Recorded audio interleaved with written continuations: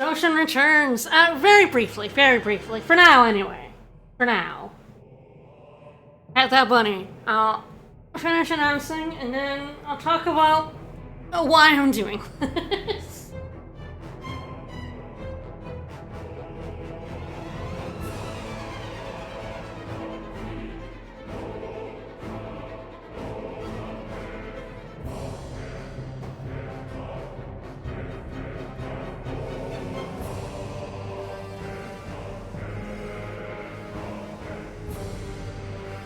It's 4. It's always 4. I always come back to 4. I can never quit it. I will never quit it. Alright, just gonna...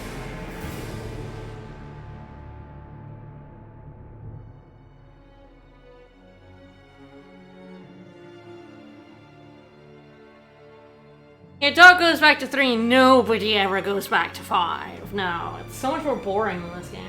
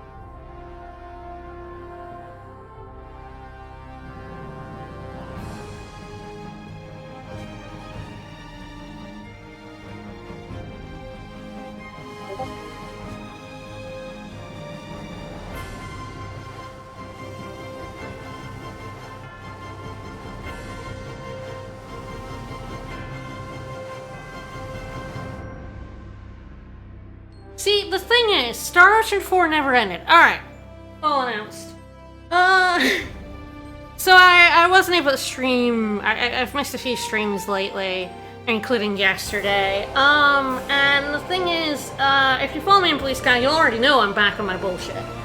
I started playing this game again. I actually took a few months off, as I tend to do on the road to platinuming this game, because it's incredibly long and boring, and you need breaks from it, right? So I took a break, then I came back.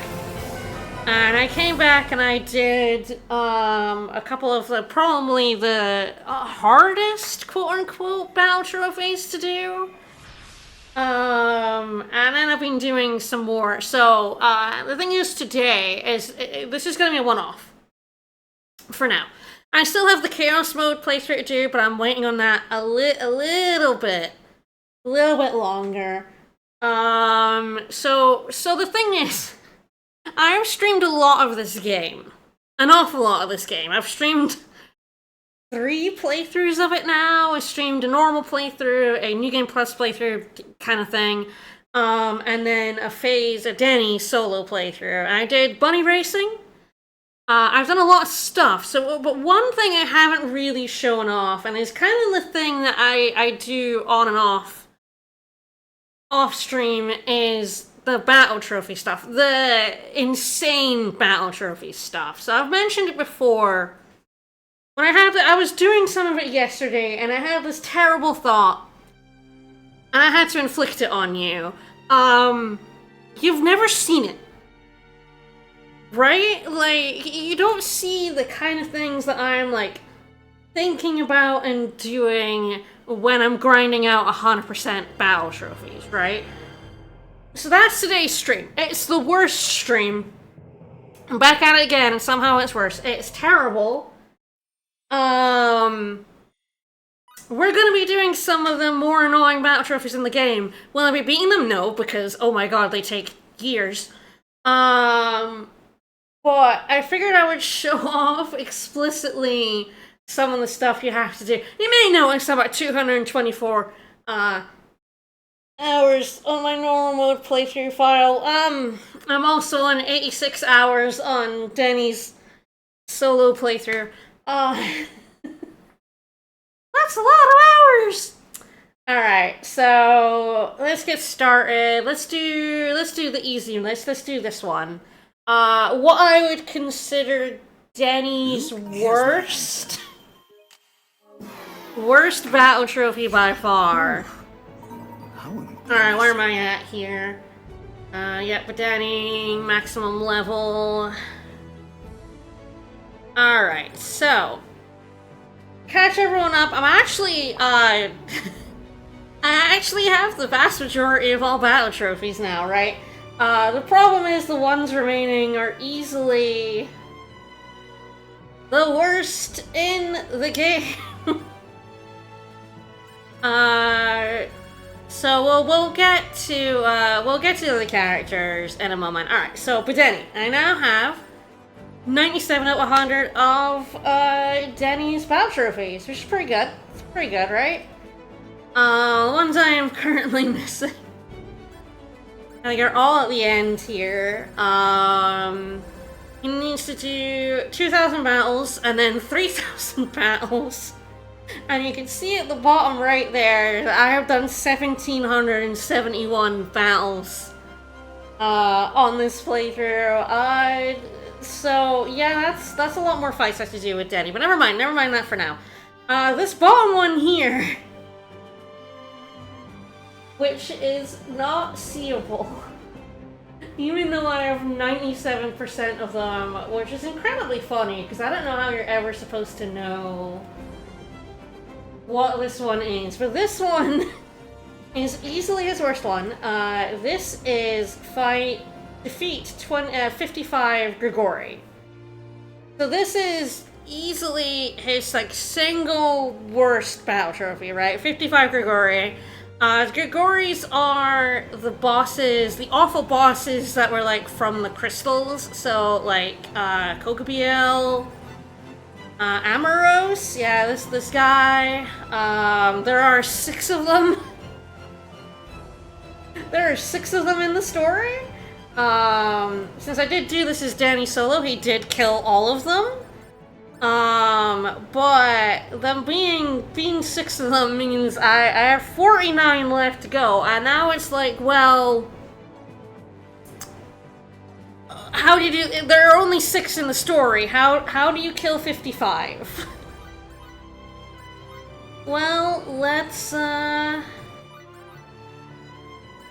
Echo Bamio, yes, and Kokobiel. So the way we do it, well, I mean, Sarah, probably not. Probably fine. Make sure I have my good set of equipment on. She doesn't need it. It's fine. Alright, let's go. So we're going to the first post-game dungeon.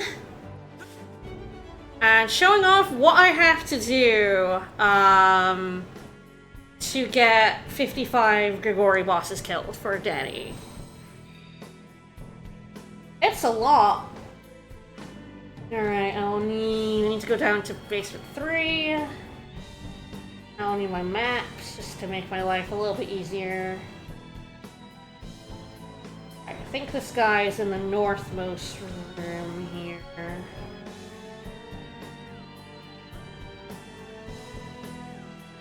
Alright, this was actually decently easy because it's easy to get to the north room, relatively speaking.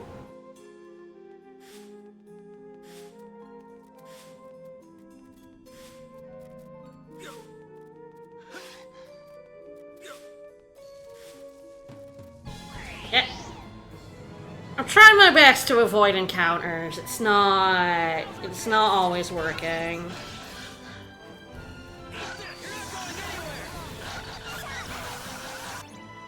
Everything equipped on you. Sure do.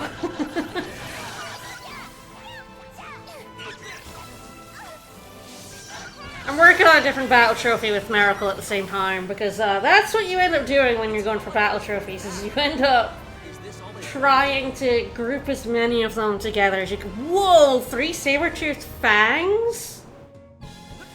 The fuck, man? That's a good drop. I don't need them anymore. But that is... Oh, someone's poisoned.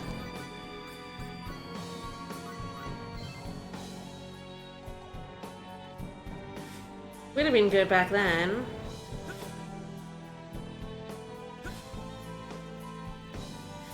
Hope I didn't fuck this up, and I am, the boss will be there.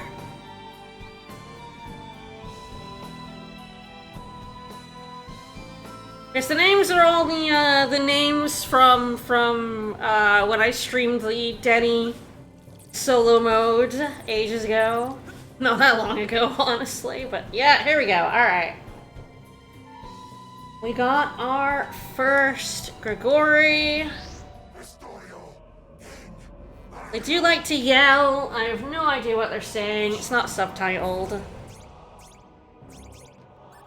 Sure.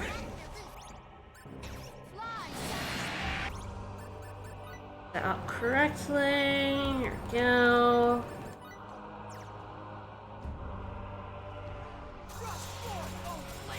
Right, look at me, buddy. Look at me. I will stand in your laser, bro.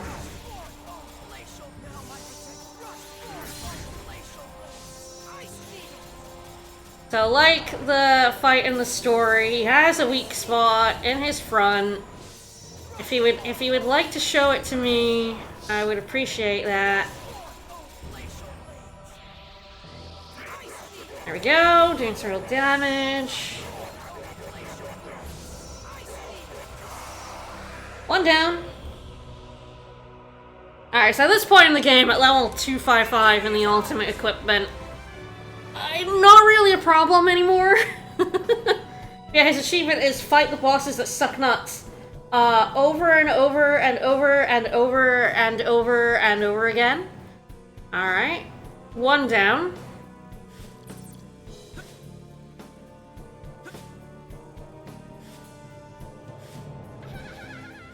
Back to the middle we go. Yes, to fight the Grigori, we have to fight them in... I wasn't sure I could get around him. We have to fight them in the bonus dungeon. Which means... Oh man, really? What a jerk. What an asshole.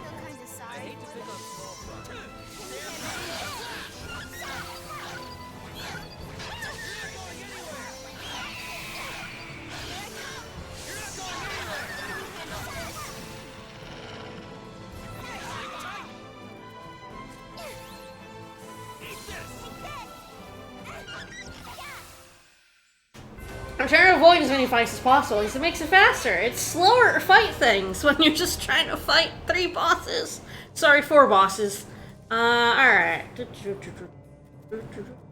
Oh, wrong way.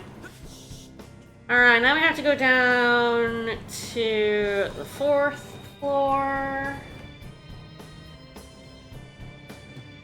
In order to get to floors 5, 6, and 7, you have to go across this floor.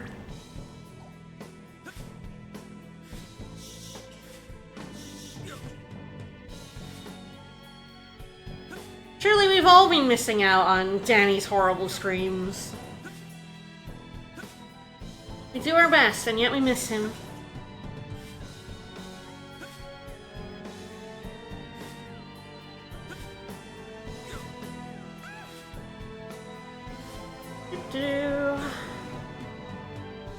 Alright, next one is on floor 6. Down we go.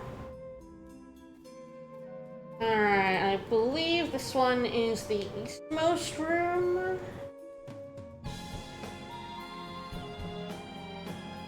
No, it's the southmost room. Ew. Alright, looking at this map. So, the thing this map doesn't show is the blocks you have to move out of the way. In order to get to the southmost room, I have to go north.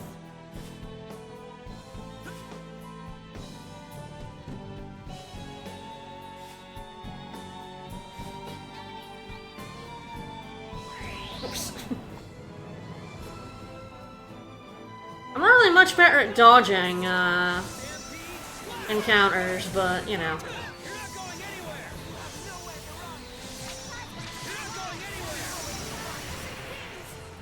You're rusty, you're rusty. It's fine, it's fine. I'm so glad now that's how it's done.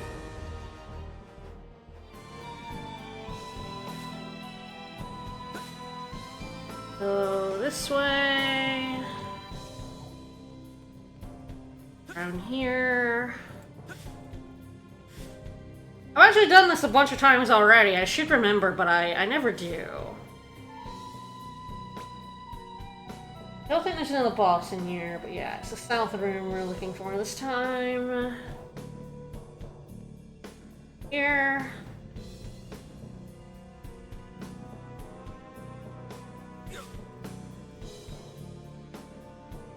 Ah, shit. I really don't want to fight these guys. They really suck. You kind of caught me because of my stupid dash.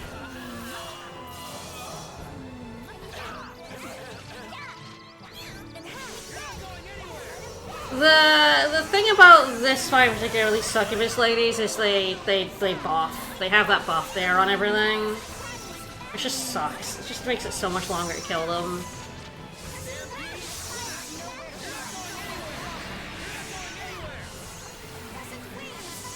The thing I could do is switch to Limmel, who could void them, but then I have to void them and I can't be bothered, so... Just need to get better at dodging.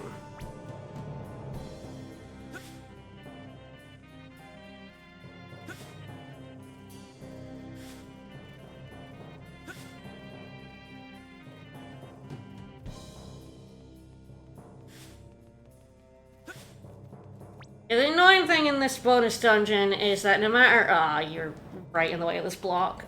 My camera has decided I wanted to get right up close and personal with, apparently.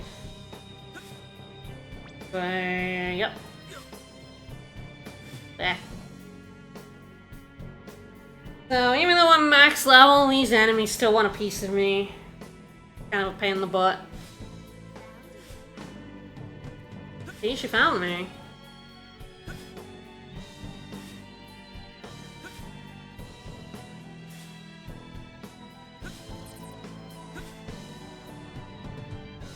Alright, here we go. Next Grigori. It's fucking Tamuel. Hi, I hate you. Foolish heathens. Let us achieve beautiful destruction together.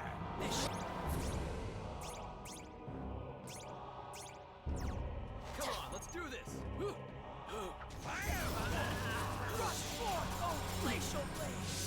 You can see at this point, I'm not at all scared of him. Oh, he's got buffs. I don't care. I would like his lackeys to get out of my way so I could hit him directly, thank you.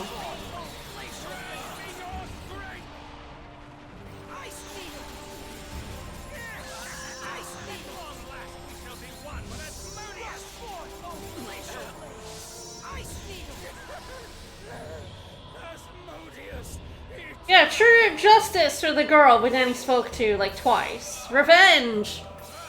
And I still have to fight these guys, so... Get out of here. Alright, another Grigori down, that's 2!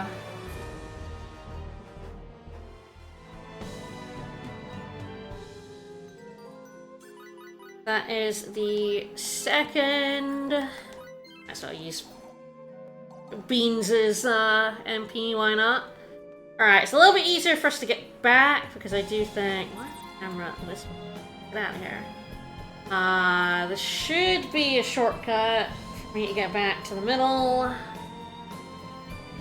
It was so much easier to get to him, except that block is in the way. Alright, down to floor 7, where our last Grigori awaits us, and this is the worst Grigori. Yeah, easily the worst Grigori. Alright, so this one is the eastmost room. In order to get to it, I have to go out this left side and up.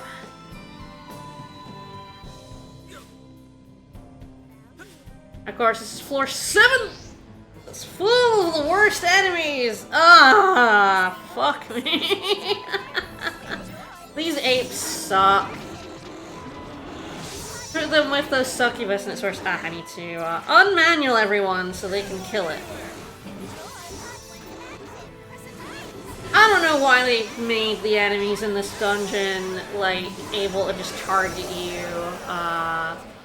when I'm at the point of the game when they're doing no damage to me, but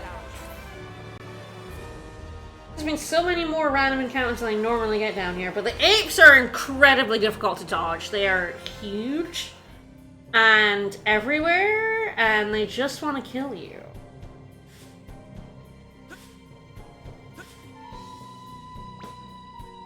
Specifically here, there's some really hard to dodge enemies around. Yeah, fuck! The 2-8 pile! Wow, alright.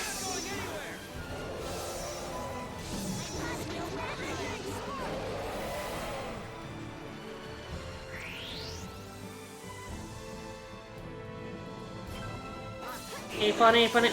I hate this corner specifically. I hardly ever get through without fighting at least one of these apes because they're so big and there's 2 of them and I have to get past them. At least it didn't have any succubus with them. Oh no, I don't need to get past them. I need to go this way. Fuck. I didn't even have to fight that. This was the way I needed to go. Wretched ape. Alright. Final Grigori.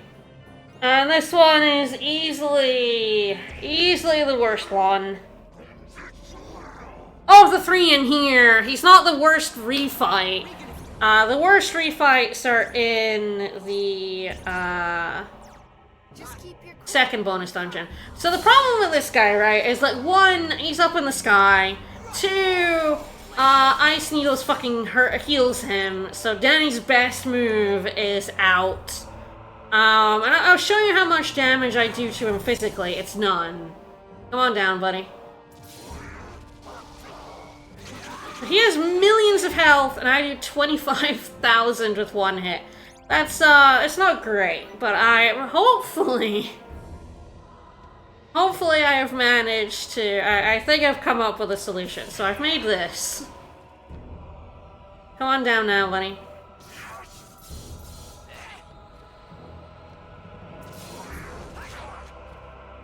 Oh, 85,000, good.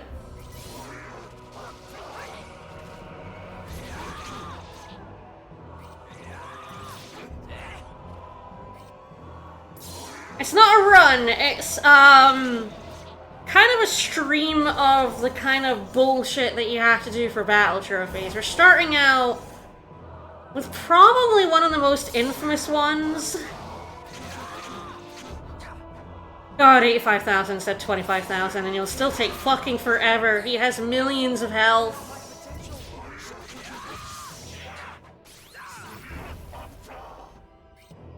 Get down here. Oh, I did max damage there. So his weakness is, fire. Danny doesn't have access to fire spells. He doesn't get fireball. That's definitely Limel's purview. So I've taken this weapon, which is from the, second post-game dungeon. It is, like, one of his ultimate weapons. Oh, that was so much faster. That was so much faster. Oh, he still sucks nuts, but that was so much better than the last time I did this. So the last time I did this, it took, like, about 5 minutes to kill him. And I was just like, fuck this. There must be a better way, right? And someone was like, make a weapon for him with, fire element on it. I made him this weapon. This is like the base version of it. It's one of the weapons you can buy from Santa in the second post-game dungeon. And then I put fire element. The blast of fire when attacking didn't seem to come out, which is interesting. And then I put just HP damage plus 35% twice on it. And this is a much better general weapon than you can see. His defense is so much lower. But yeah, I was like, there must be a better way. So I made this weapon, and oh my god, that fight was so much faster. But now I've beaten all 3 Grigori that are in this dungeon. There are only 3. There are 6 in the whole game, and there are 3 in the post-game, split between, both post-game dungeons. How do I get these bosses to respawn? Because they're gone now. They're gone, I killed them. Well, we get them to respawn by going to the bottom of this dungeon and, fighting the final boss of this dungeon, who is now on his fucking 6th wing form. Sucks nuts. Time to bring out my healer. Time to change to,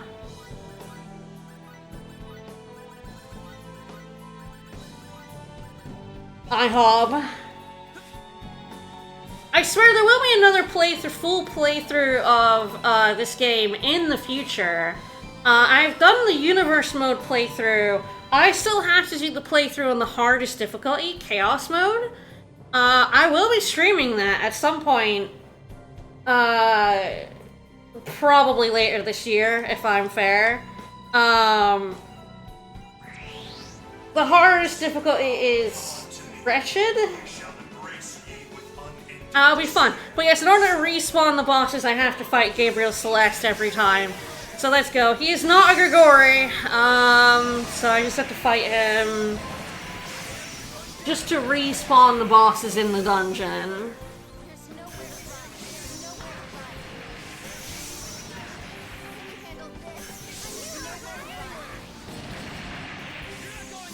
So you can see that I'm having to fight 55 Grigori, right? Why 55? I don't know why they chose 55 when there are 6 in the game. I mean, I suppose it could be worse, they could have chosen 60, but anyway, digress. 55 Grigori for Battle Trophy killed. Specifically, the killing blow has to be by Denny. If another character gets it, it doesn't count. Oops, Sarah got paralyzed. Oh shit, I know why Sarah got paralyzed. I'm like, she shouldn't be able to be paralyzed. I know why. I'm gonna have to switch to her briefly. I have her on her... Oops, that's slightly a problem. It's fine. I have her on her experience up gear rather than on our fuck things up gear. 7,000 defense is probably enough.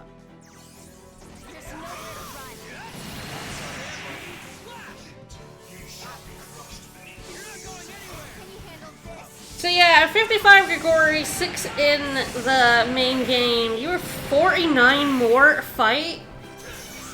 And in order, you get 3 at a time doing this. So all I did, running down in here, go to 3, fighting Sariel, going to 6, fighting Tamiel, and fighting Barakiel and Gabriel Celeste on this floor. That's just 3. That is just 3 out of 49 of the Grigori I have to beat for this. It all has to be done in one playthrough. It doesn't count. Multiple playthroughs, so it don't count. So there really is no other way to do this than this. Technically there are, as I said, 3 in both post-game dungeons. There are 3 in the Wandering Dungeon. That's worse, because not only are they, yeah, Barakulo Bamiel, yes.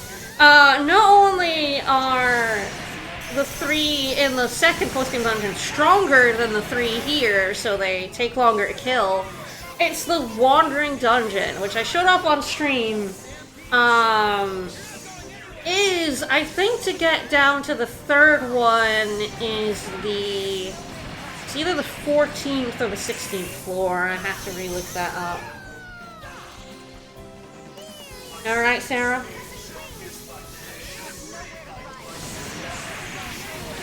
Yes, Cocobiel. Cocobiel too, right. So the ones in the Wandering Dungeon are Amoros, Imperfect Amoros, then Amoros Manifest. So the first boss of the game, and then the one on Eos in the big cave after you get Aramat. Pain in the ass. Both of those pain in the ass, right? But then Cocobiel takes the fucking cake. Cocobiel is the one that has the little lads around him.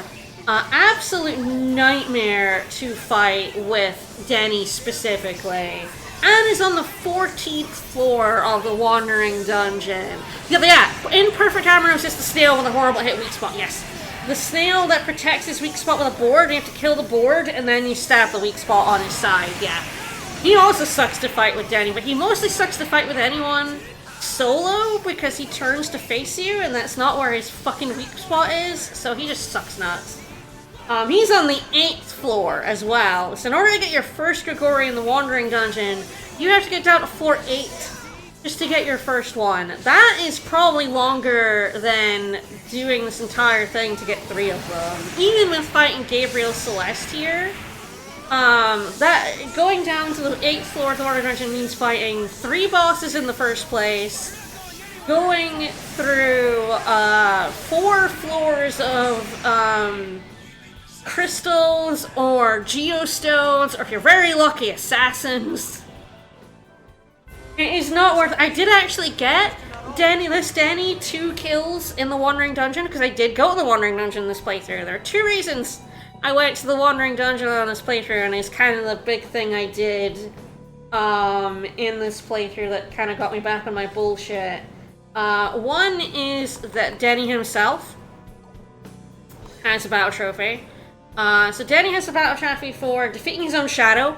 His shadow as a boss is on the 18th floor of the Wandering Dungeon. Fucker.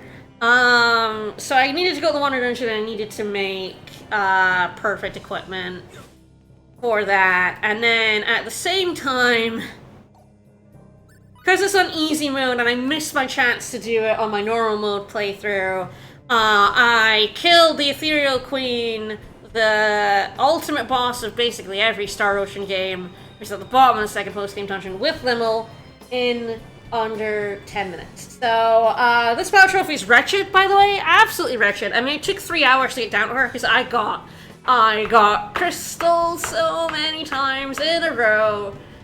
That sucked nuts. But hey, we did it, man. I did it. I beat there's one for beating the Ethereal Queen, there it is. And then one for, it has to be the final blow with Limmel specifically. If you're controlling Limmel but someone else gets the kill, it doesn't count. Which sucks. I don't know why you would make it happen that way. But, yeah, I defeated the Ethereal Queen within 10 minutes on this playthrough, so... so yeah, I was just back on my bullshit, so... Now we defeated Gabriel Celeste, all the bosses return, and you get to do that, how many times? You got 49? I guess 16 and a bit times? Like I said, I got 2 from the Wandering Dungeon, so I don't have to do it that many times, but, how many times have I beaten Gabriel Celeste at this point? It will include, the Gabriel Celeste will include the other playthrough, which I think has beaten him 3 times, so I've beat him 6 times. I still have to beat him 10 more times for 55 Grigori. Oofa!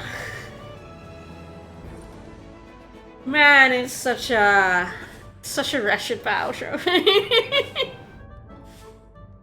And yet, probably not, I mean, definitely not the most time-consuming battle trophy. I think what it is about 55 Grigori specifically that puts it in the wretchedly bad camp is it's not mindless. You do have to go down to these floors, go to these bosses, beat these bosses, then, like, go and beat Gabriel and then do it all over again. You have to run around all these floors trying to dodge as many enemies. So you can see that took me nearly 30 minutes. Jesus. Oh, harsh. Harsh. Alright. So that is a taste of 55 Grigori. I'm not gonna continue on that one, it's rough. Well, this is like a taster of like the kind of stuff I've been doing off stream to get these battle trophies. So we're gonna move on. We're gonna go back to my normal mode playthrough file. That's at 200 fucking hours. So it was while I was doing, going for a set of trophies here that I was like, man, I really have not shown off just how tedious this shit is, right? So let's load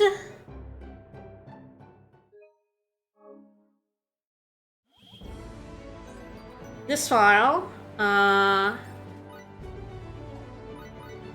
we have Aramet.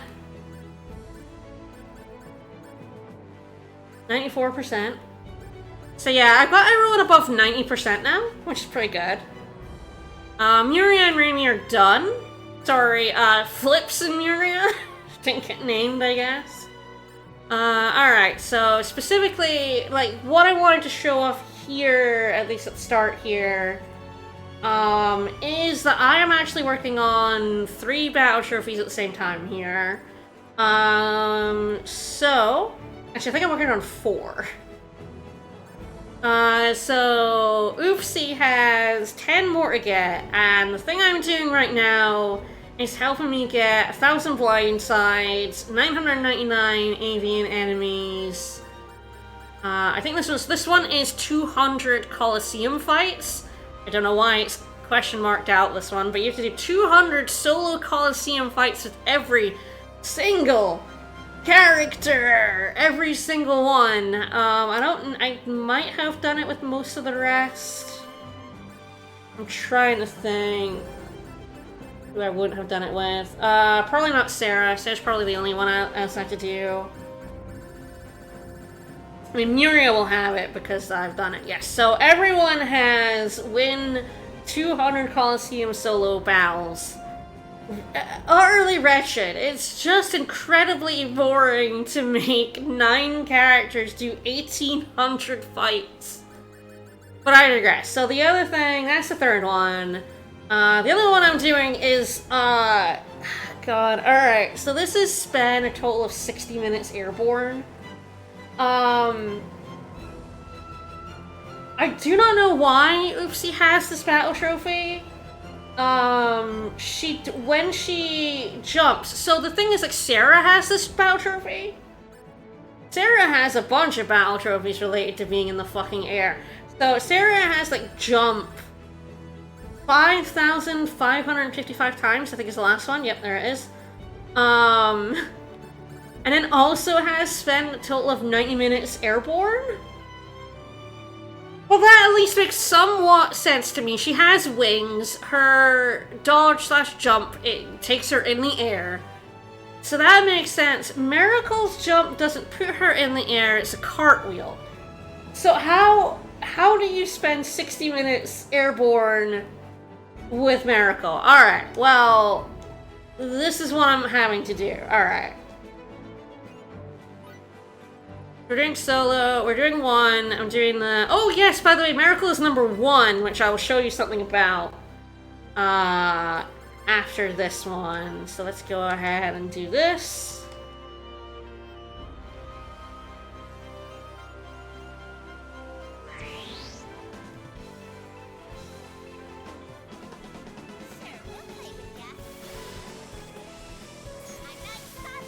I gotta get my 1,000 blindsides in. So, Miracle has a move called Acrobatic Vault, which puts her in the air for about 2 to 2.5 seconds each time you use it. So in order to spend 60 minutes airborne, I have to use this something like 1,400 to 1,800 times.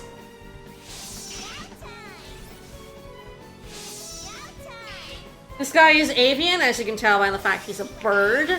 And he's a solo Coliseum fight. And I can blindside him fairly easily. So this is like... Honestly, despite this being horrible, this is the kind of thing that appeals to my brain.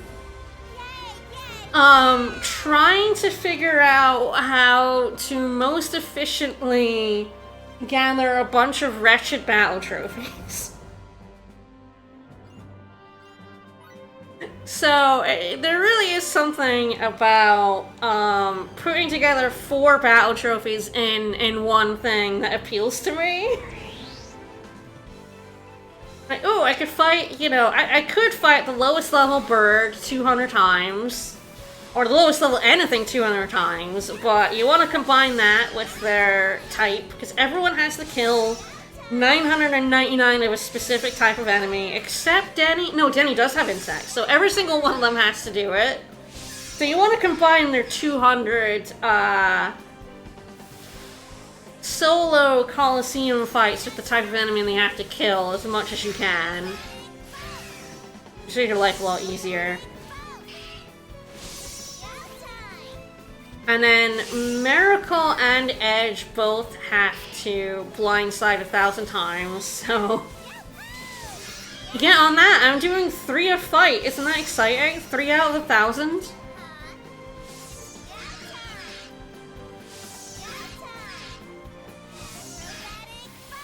Slap it in the air.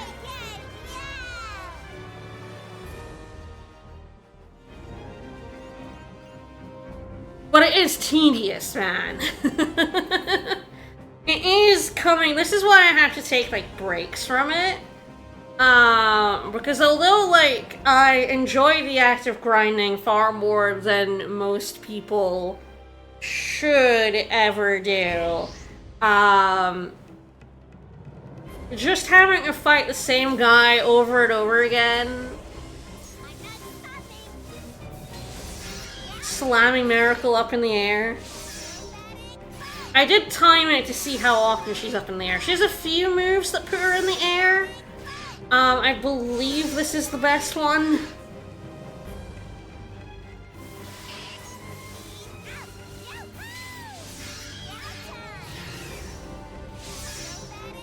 Why did they make it 60 minutes airborne? That's a lot of questions for this game about, like, why? So yes, that's her dodge, by the way. That's the cartwheel. It doesn't put her in the air.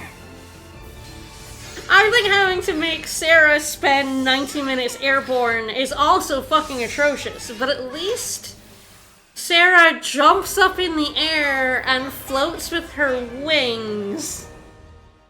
Why does this little cat have to do it? I think they gave up. Okay, let me show you what happens when you get a character to number 1. We get a statue! So this is a statue of Ashley, who was in Star Ocean 1. You've got a younger version of him in this game. It's his statue here. After the story events is Edge, and then he gets replaced with Ashley. And then when you beat Ashley, replace it with a statue of whoever's number 1. Which is very funny because, I put Denny, of course, I put FaZe as number 1 in my easy mode playthrough. Where I load that up at some point to show that Denny does get a statue. Denny's statue is out there on my other mode playthrough for everyone to stare longingly at as he tries to destroy the universe. Which is very funny.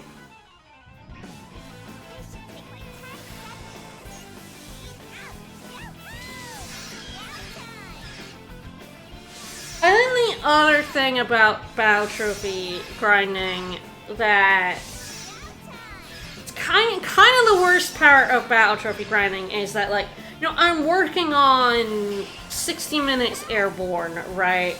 I have absolutely no concept of how long I've spent airborne before now.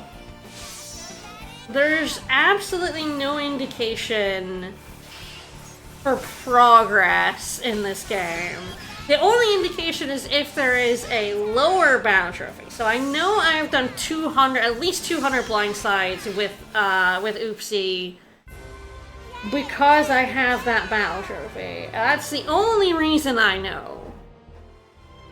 The only way I know. I have at least 200, but not 1,000 because I have 200.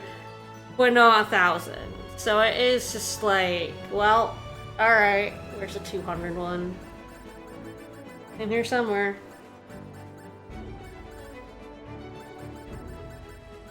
And I have 50 ornithology drops, and I do not have 100, I don't think. Yeah, so... There's 20. Wow, 20 is really low, huh? 50. 200, yep. And then from 20, 50, 200 to 1,000. Alright. But no, what I feel like I have never really, you know, people understand inherently, you know, 700 hours. You hear, you know, 30,000 enemies, you know instinctively how awful that sounds, but I think actually seeing it in action, actually getting to experience what this is like, I was like, yeah, you know, I haven't actually done... Oh, there's chain limit exceeded, so she can actually just keep going forever. Very funny with this chain limit exceeded. It doesn't do any damage though. It does some, it doesn't do a lot of damage. But that's the thing about Marithos. Marithos can actually juggle enemies basically infinitely because of that exceed, and allow your other characters to do damage while she's doing none and keeping the Ethereal Queen in the air for years and years and years. But it's like, it's very funny that it allows her to do that.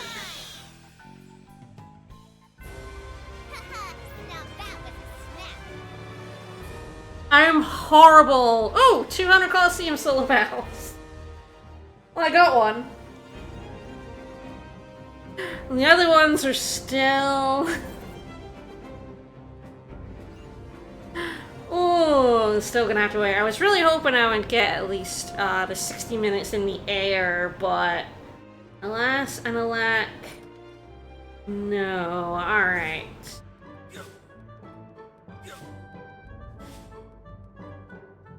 I've at least gotten 200 Coliseum fights out of the way. I will load up my easy mode playthrough so we can see Denny's lovely statue. It's definitely very funny that Denny has a statue. Mostly because, of course, in terms of the story, he's gone. He's, you know, long gone off and being a villain. I'm gonna have to acrobatic vault a lot more birds is what I'm hearing.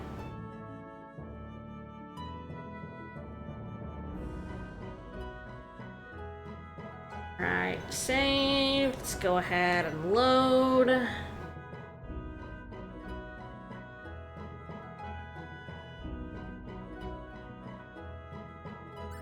Yes, I have done a universe playthrough, which is over here. I have to do Chaos next, though. Alright. Load this file. Just to see Denny's glorious statue and hear what they have to say about it. At least I think it should be Denny. Yeah, there he is! There's his statue. Denny!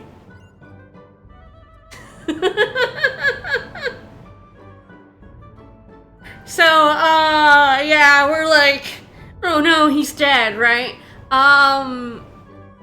Practically speaking, I don't know if it's actually possible for you. I mean, I guess you have, synthesis before you lose Daddy. When you go to Eos, you pick up Sarah. She joins your ship on the way there. So you kind of, I mean, I did. I made him a great weapon. I feel like, practically speaking, ridiculously hard to get him to #1 solo before you, canonically lose him. But not impossible, so I guess that's why he still has a statue. Even though, you know, of course, I got him to #1, long after he's gone off to be the final villain. But they're like, but Denny. Oh, but Denny. Alright. So, alright. So, those are kind of like the Grigori and doing that Coliseum stuff combination is like not the worst stuff in the game, in my opinion. For battle trophies, the Grigori one sucks not. So I have to take breaks from it because it's just so. Walking through that dungeon trying to dodge fights is kind of stressful, but let's go. Alright, let's do probably the worst drop. And then let's do the longest, by far, the longest set of battle trophies. So they both take place in roughly the same place, so it's a good place to do it.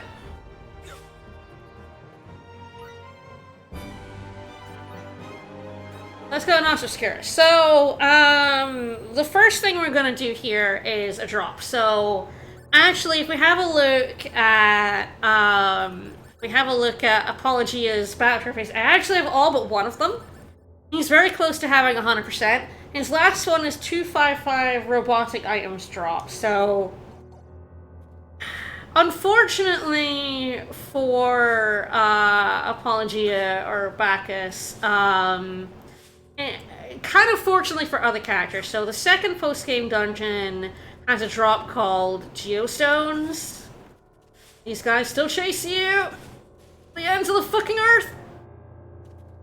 And those geostones are used in the dungeon as part of the bring me geostones to pass to the next level of the dungeon.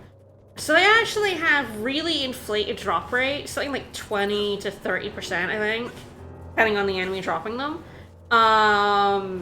But they are also the ology drop, so every single character has their own ology skill, which improves the drop rate of a certain type of enemy. So for Edge, it's human enemies.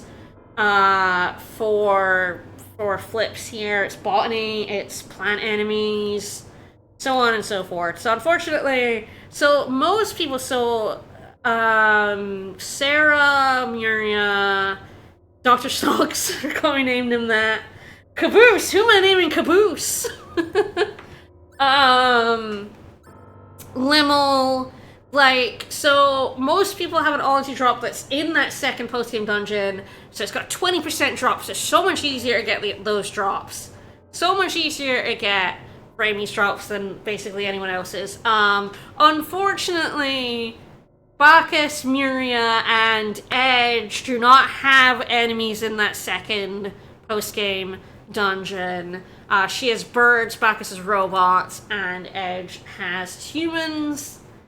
Kind of a pain in the ass. So I have to go for enemies that have, I believe, unfortunately, for Apologia here, 5%. 5% drop rate at max robotics. And they happen to be here. Caboose for a RoboPal. Okay.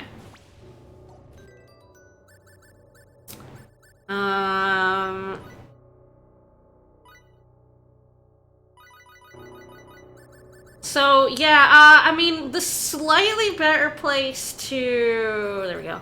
To do robotics drops is actually the Cardion ship. You remember the Cardion mothership, the dungeon that is missable, because once you beat it, you can't go back. So a lot of people, like, if they're looking for battle trophies, will actually grind out his drops there. Which is wretched. And I don't bother doing it, because that sucks. So I do it here at the end of the game. So let's go to my robotics grinding spot. Thankfully, since I've already done all of his other battle trophies, which included 999 mechanical enemies, the consecutive long-range attacks, but mostly I feel like I was doing, yeah, there was like a lot of rush modes. Where's his, yeah, activate rush mode 255 times. Pain in the ass. And then he also had, like, use emergency repairs 256 times, so yeah. And then deal the exact, yeah, it actually took way longer than I thought it would. It was actually very difficult to get him exactly 65,000. It was actually very tough. But now I've done all that, I don't actually have to worry about killing the enemies myself, so I can let my party members kill for me. But I do believe that the item is only a 5% drop rate. I've gone over 100. But it goes from like 20, 50, 100 to 255, so... This is where we go... Play... Alright, here we go. So this area is a little annoying because it has these earth crystals to stop you from using your special moves. You can blow them up with the earth crystal. I'm not sure exactly how worth it is. Alright, this area. Alright, here we go. So these two. These two guys. These are Darkbot Strikers. They are robots. Sometimes there's a human with them. And it's just basically kill them really quickly. I wish Raimi would go for it. So, there is some stuff online. So, you'll see a lot if you ever care to do this yourself, which don't. Oh my god, why would you? Don't do it. You'll see stuff online about... Nope, didn't get it. I don't remember exactly what it is, so I don't think it's either of those.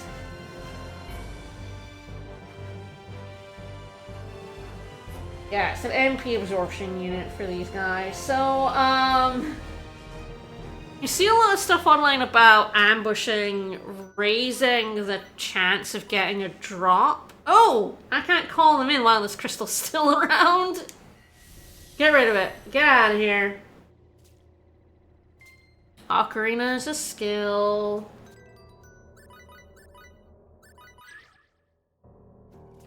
So this is... Get out of here. I see that guy coming up on me and I don't want him. I don't want him here. Get out.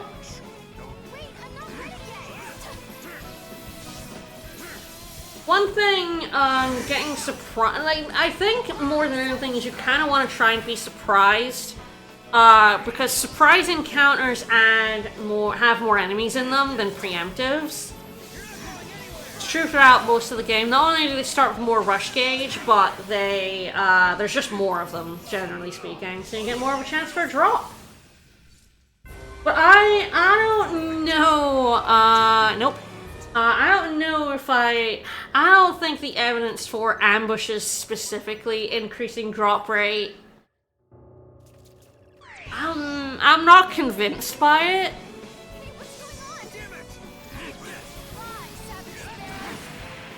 I don't know why it would affect the drop rate. I mean, it does affect other things. You get more experience from them. But I've never seen any actual evidence that it does. I feel like people just feel it does, because when you get into an ambush, you're fighting more enemies in quote-unquote one encounter. Nope. So it just feels like you are getting more of them. I don't... Oops. If you're too close to where an enemy was, they will not spawn in when you ocarina. Ooh, I'm still standing on him. Gross. Alright, come over here. Come here.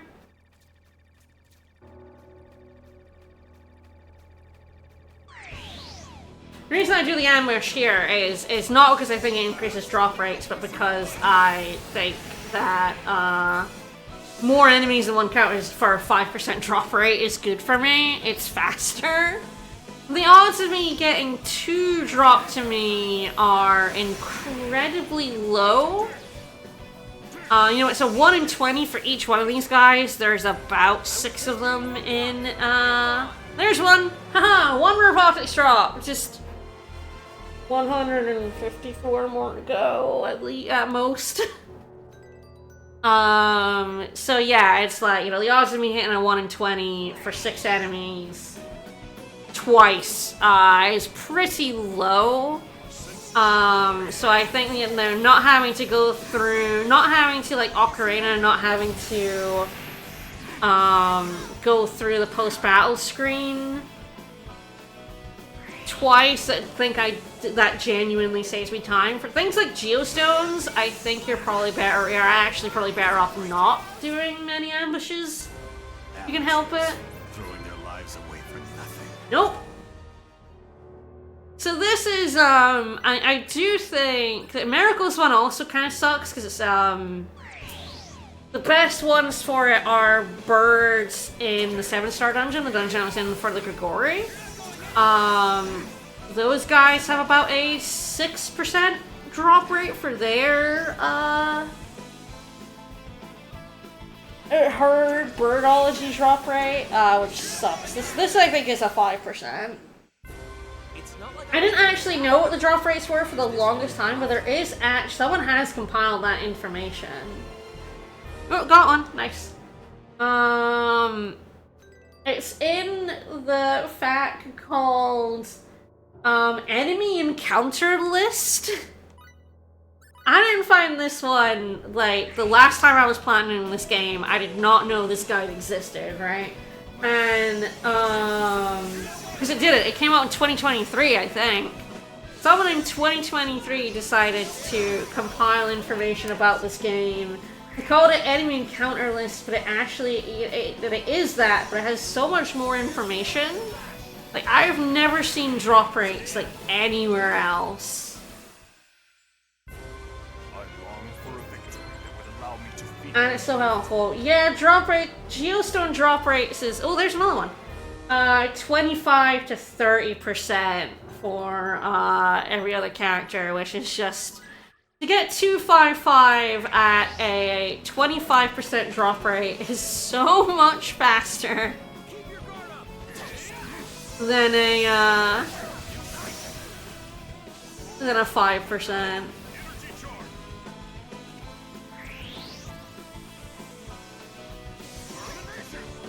It's still this though, like, for every character, everyone except Denny. Denny is the only one that does not have a 255 ology drop, and I think that's because Aramat has it, because Aramat and Denny, have the same skills, like, they both have bugs, so they gave the 255 bug drops to Aramat. And I guess for Danny, instead, they decided to give him 55 Grigori. Because they're like, we need something as time-consuming as 255 fucking drop rates. Get on that. Make it Grigori. For a battle, rather an anticlimactic affair. And, yeah, no, why?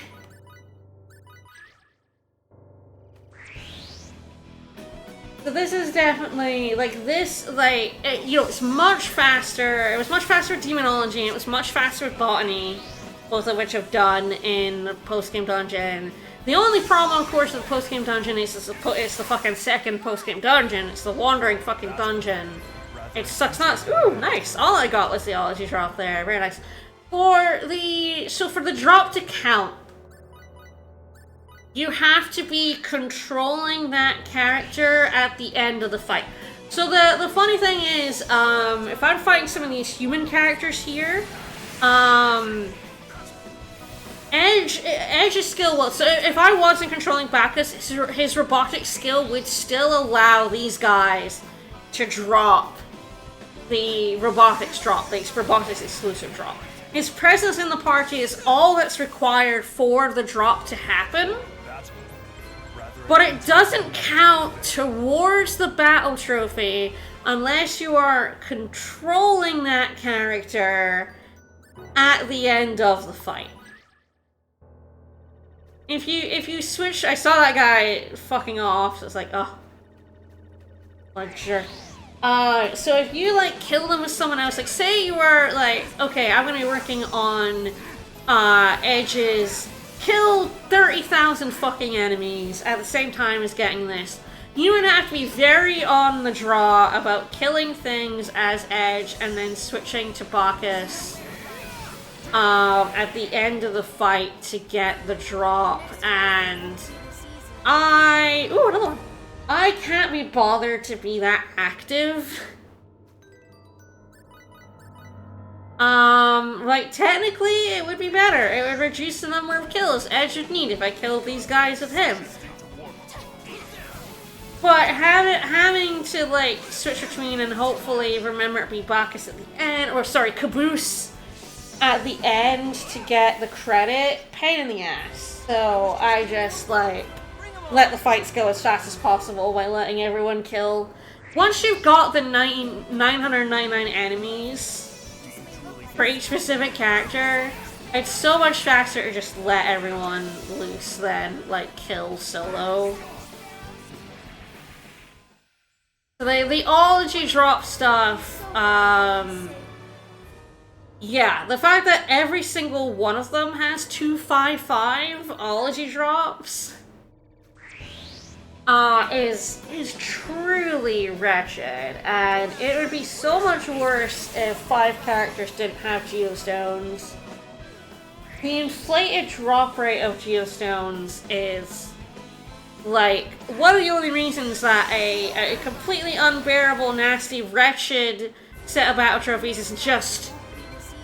Oh, I did get... Oh, shit! There we go. I got 2. I got 2 MP absorption. I did get the 1 in 20 twice there. It does happen. You only get 1 credit for it. I do not get credited twice for it dropping 2 of them in 1 fight. Which is the downside of ambushes giving you more enemies in a quote-unquote single encounter. Sometimes you get 2 drop rates, but yeah, sometimes you could just do a normal encounter. You know, if I just fought one of these guys and I got the drop rate twice, it would still only count once, so... It's still generally faster to put as many enemies in one group as you can. Wow, nice, got another one. Should have on stream more often. I'm getting so many of these. It's a 5% drop rate. Slam in. And also, thank God, it does not matter that I already have 20 of them. I can't actually carry any more MP absorption units. That's fine. It basically ticks up at it dropping to you, not you actually getting it. Otherwise that would be wretched, because you can only hold 20 of every item, so like, 255 of anything would suck, right?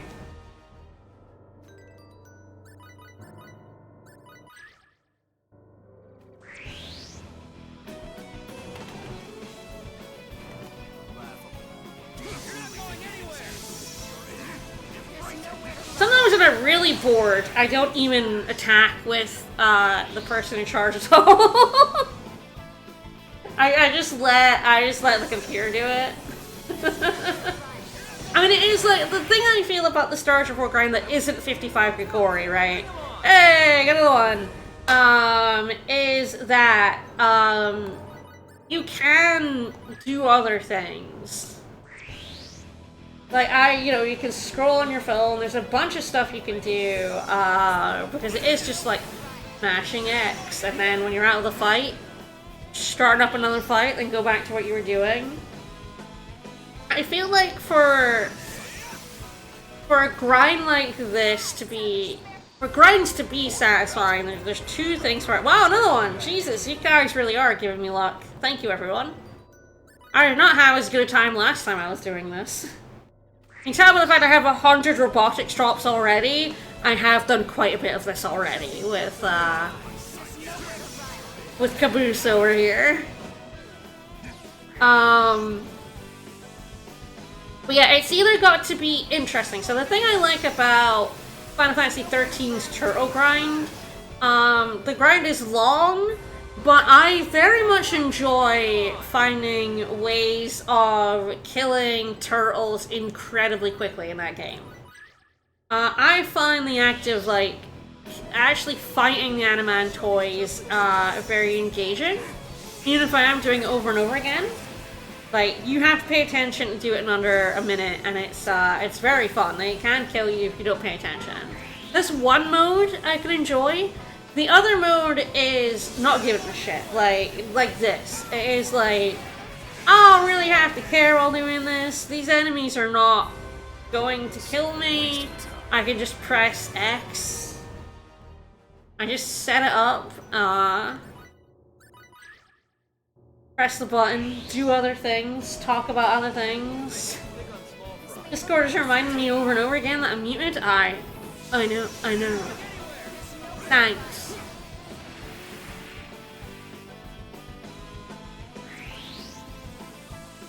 But it is like, the Coliseum fights in particular I find really annoying because I have to like talk to the receptionist, select solo, select the person. Ooh, another one! Oh, I got two again! Oh man, wow, 1 in 20 twice out of about 6 or 7 enemies is actually quite... It's not like miracle happening. No, you little shits, you get back here. You get back here! Sometimes they will get away from you, which is very funny. Anyway, 1 out of 20 twice out of 6 enemies is pretty lucky. It's not outrageously lucky, but it's pretty good. But yeah, the problem with the Coliseum is then I have to go the guff before the Coliseum, then I do the fight, then I get the guff after the Coliseum, then I get my 2 whole coins for doing it, yay! And then I have to do all of, wow, another one? Jesus Christ, I really should do these on stream more often. It's not entertaining, I hope it's a little entertaining, but man, that's some good fucking luck right here. Helping me hit all these 5%. Thanks, everyone.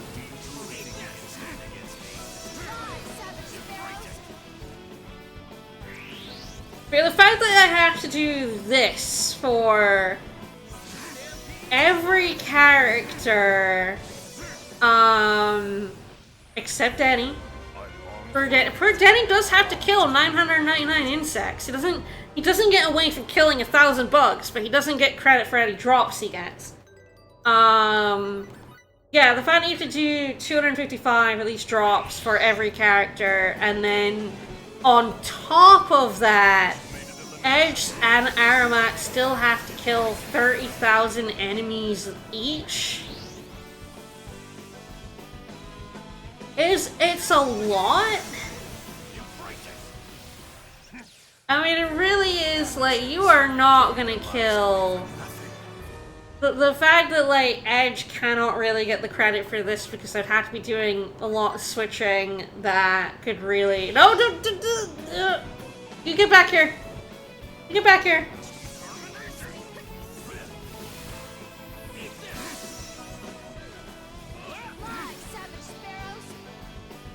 Like, these battle trophies are just a lot of fights. It's a lot of fights. How many have I done in this mode, actually? I should check. I've done 1,700 on my easy mode playthrough. Oh, another one! Excellent. 7,000! Oh, Jesus Christ. I've done 7,000. How many enemies have I killed with Edge and Aramat at 7,000? I believe that Edge has his 2,000 enemy trophy, but not his 4,000. I'm correct. How many has Aramat killed? I'm not actually sure how many. He's done 1,000. He's done 2,000. Ooh, is he also at? Okay, yeah, he is 4,444. So he is also somewhere between 2,000 and 4,000 enemies killed, and they both have 30,000. They both have 27-ish thousand enemies to kill each. At 220, nearly 225 hours on this file, isn't that astonishing?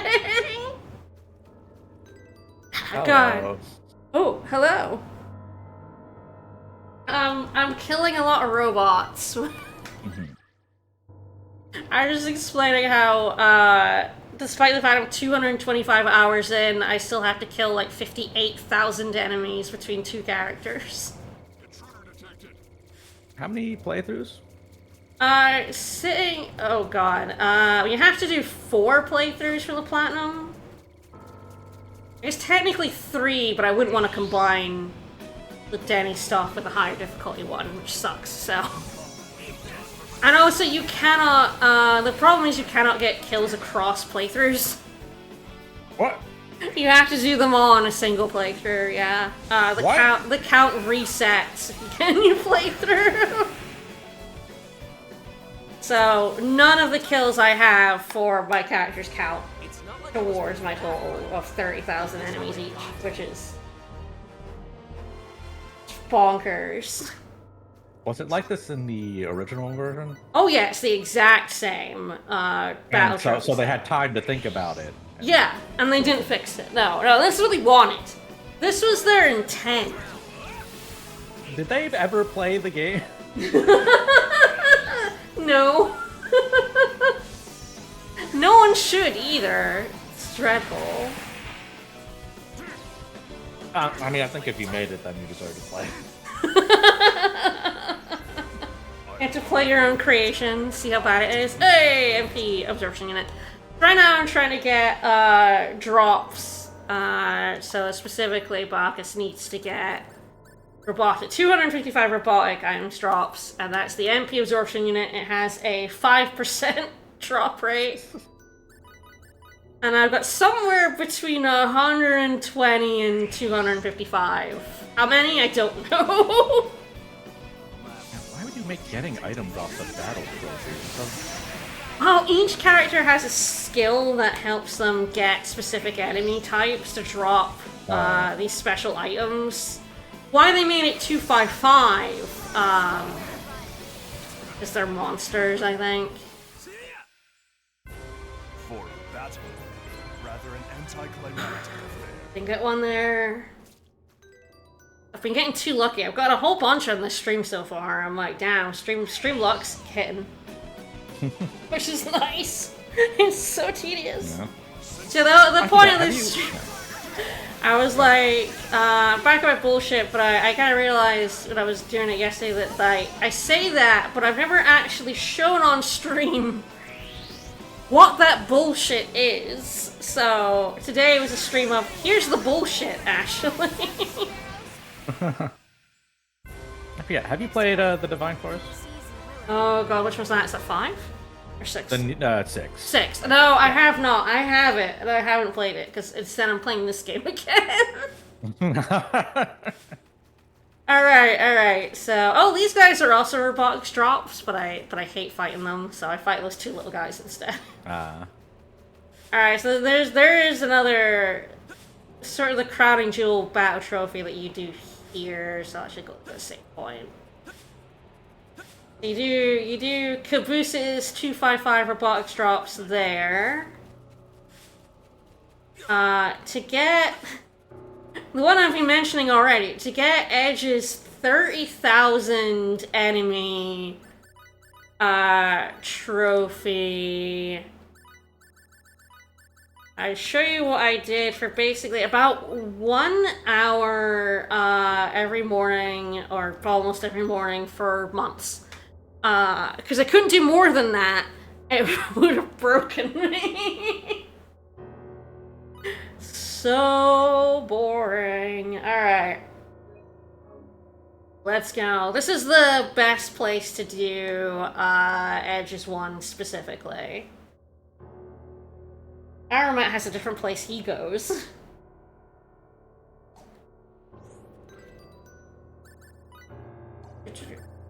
Is that right?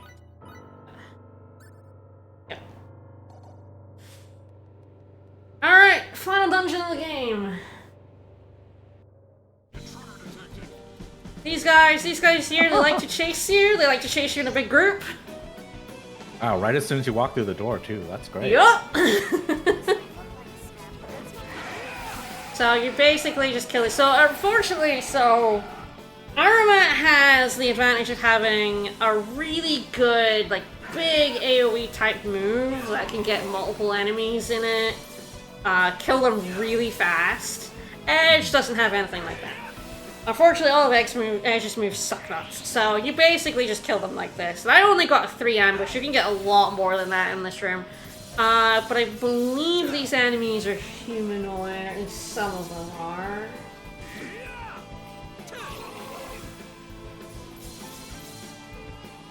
Hate that they do that to me. Oh. I was just getting warmed up. Bring them on. I think it's a disintegration stone. Yeah.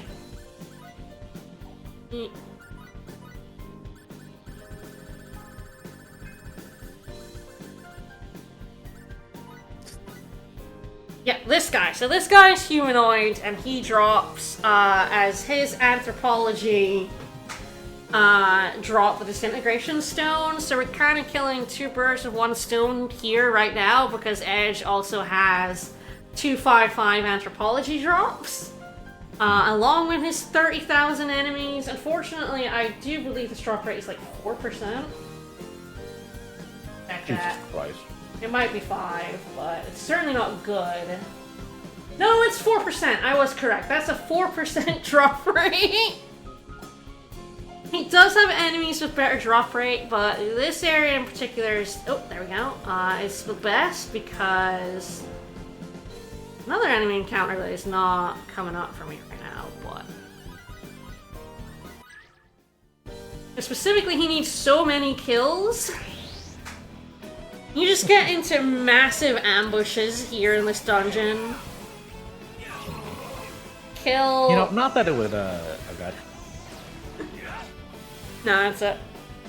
I was gonna say, like, not that it would, like, save this game, but are there mods for this game? I mean, I have to imagine the PC version might. I'm, of course, on the PlayStations. I don't get to benefit from any of that. That's where the Platinum Trophy is, so yeah. I don't believe any of these other enemies have drops for Edge, but it's kind of just like, while you're killing 30,000 enemies, you might as well also get these drops. Ambush. There's definitely another encounter here. I'm sure you can get like 5 at you, or even 6 at you at once in here. And at this point in the game, they die in like 1 hit, so... Hey, buddy.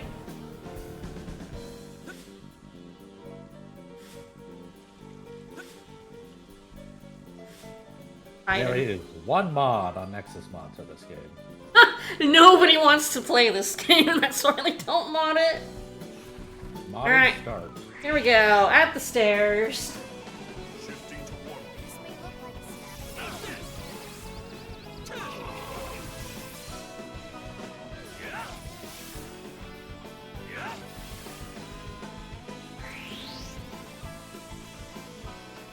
Yeah, no, the 30,000 enemies, it really was. This is what I did, and this is, you know, what I'll do in the future because I can't help myself. It is just come to this dungeon, go in this room, get ambushed by a bunch of enemies, kill them all, rinse, repeat, and I could only do it for like half an hour to an hour, like in the morning. It was just like part of my morning routines. Or actually 5 years to platinum the game the first time around, just like because I had to take breaks from it because like this. You're not a big, like, podcast person or anything? Well, I would, like, you know, when I was feeling it, I would play it again, and I would, you know, listen to things and do things at the same time. But then I would still get really annoyed with it or bored with it. And I also still have to do the other thing. I still have to do, like, 4 more times as the second post-game dungeon, which sucks. It takes, like, 2 or 3 hours. You can't save during it. The boss at the bottom of it can just kill you. Oh. Yeah, it's like the Ethereal Queen, she's got a big AoE that basically just kills anyone that's in the way of it. The only way to survive it is to literally plant the healer in the corner furthest away from her, and then hope you can like switch to her and revive everybody in time. There is a revive all item, but you can only hold 20 of them, so don't run out. And so she sucks to fight at the end of a 2-3 hour long dungeon that you can't save in. And you have to do it 5 times in a single playthrough because you need 5 of the items she drops in order to do the item creation. That's trophy 2. I still don't have because I still have to do it. I've done it twice, that was 6 times I need to do it. So I have 4 more times to go. Yeah, it's a lot of stuff in this game that's like, it seems like they forgot why this stuff was put in video games in the first place.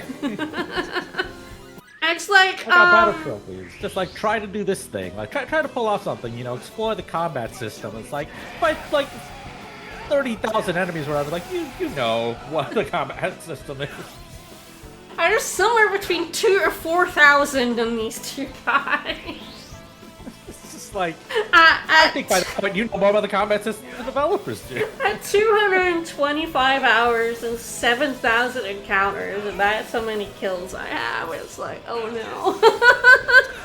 It was extremely the very last thing I did last time I platinumed it, because it is just like, it's just at the end. You do everything else, and you have, like, 20,000 kills left to go. What do you do?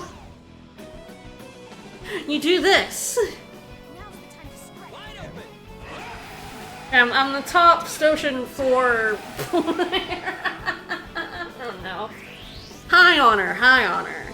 No, you also have to do, for the platinum, you have to do it on, the 2 higher difficulties too that you unlock as you play. When you play it on normal mode, you unlock hard mode. You beat hard mode, you unlock stupidly hard mode, which I still have to do. I've done hard mode, but I haven't done stupidly hard mode yet.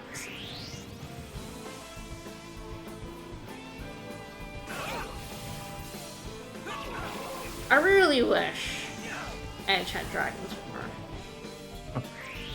I'll show it, because I can switch to Iron Man. He needs kills anyway, it's fine. I have it set on a button for you. Are trophies tied to 100% battle trophies? Like the PlayStation trophies? Are they tied to that? Or... Yeah, you have to get all battle trophies to get platinum. Alright, let's, unless you know the numbers on the top of your head. Let's see how many people get this. More people than you would think have it.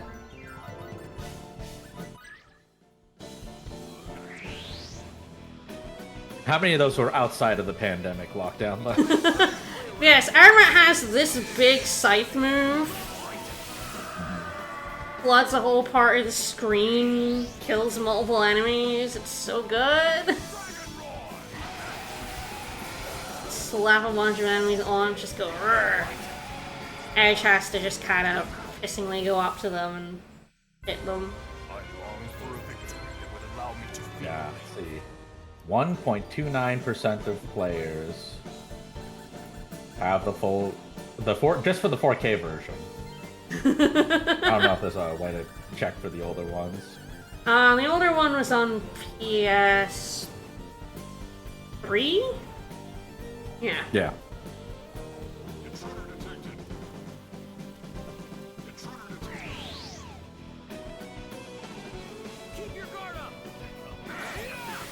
Are you?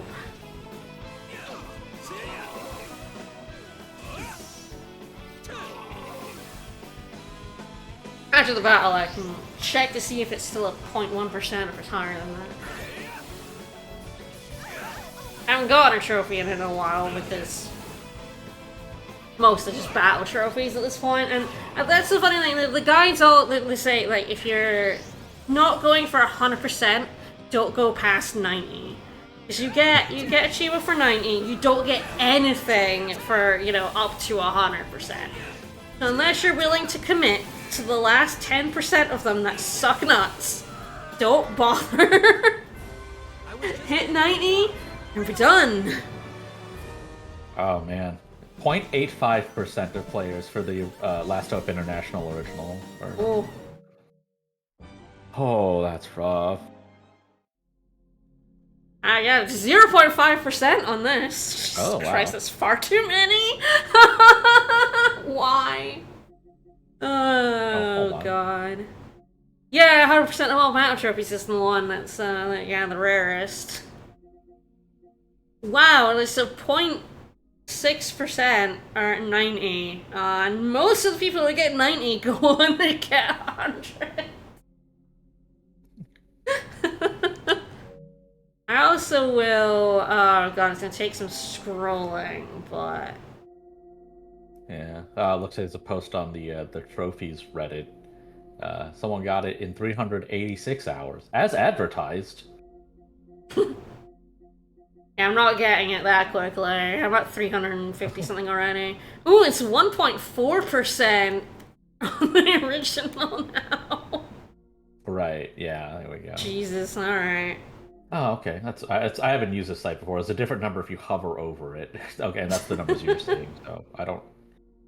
What's 0.85 then?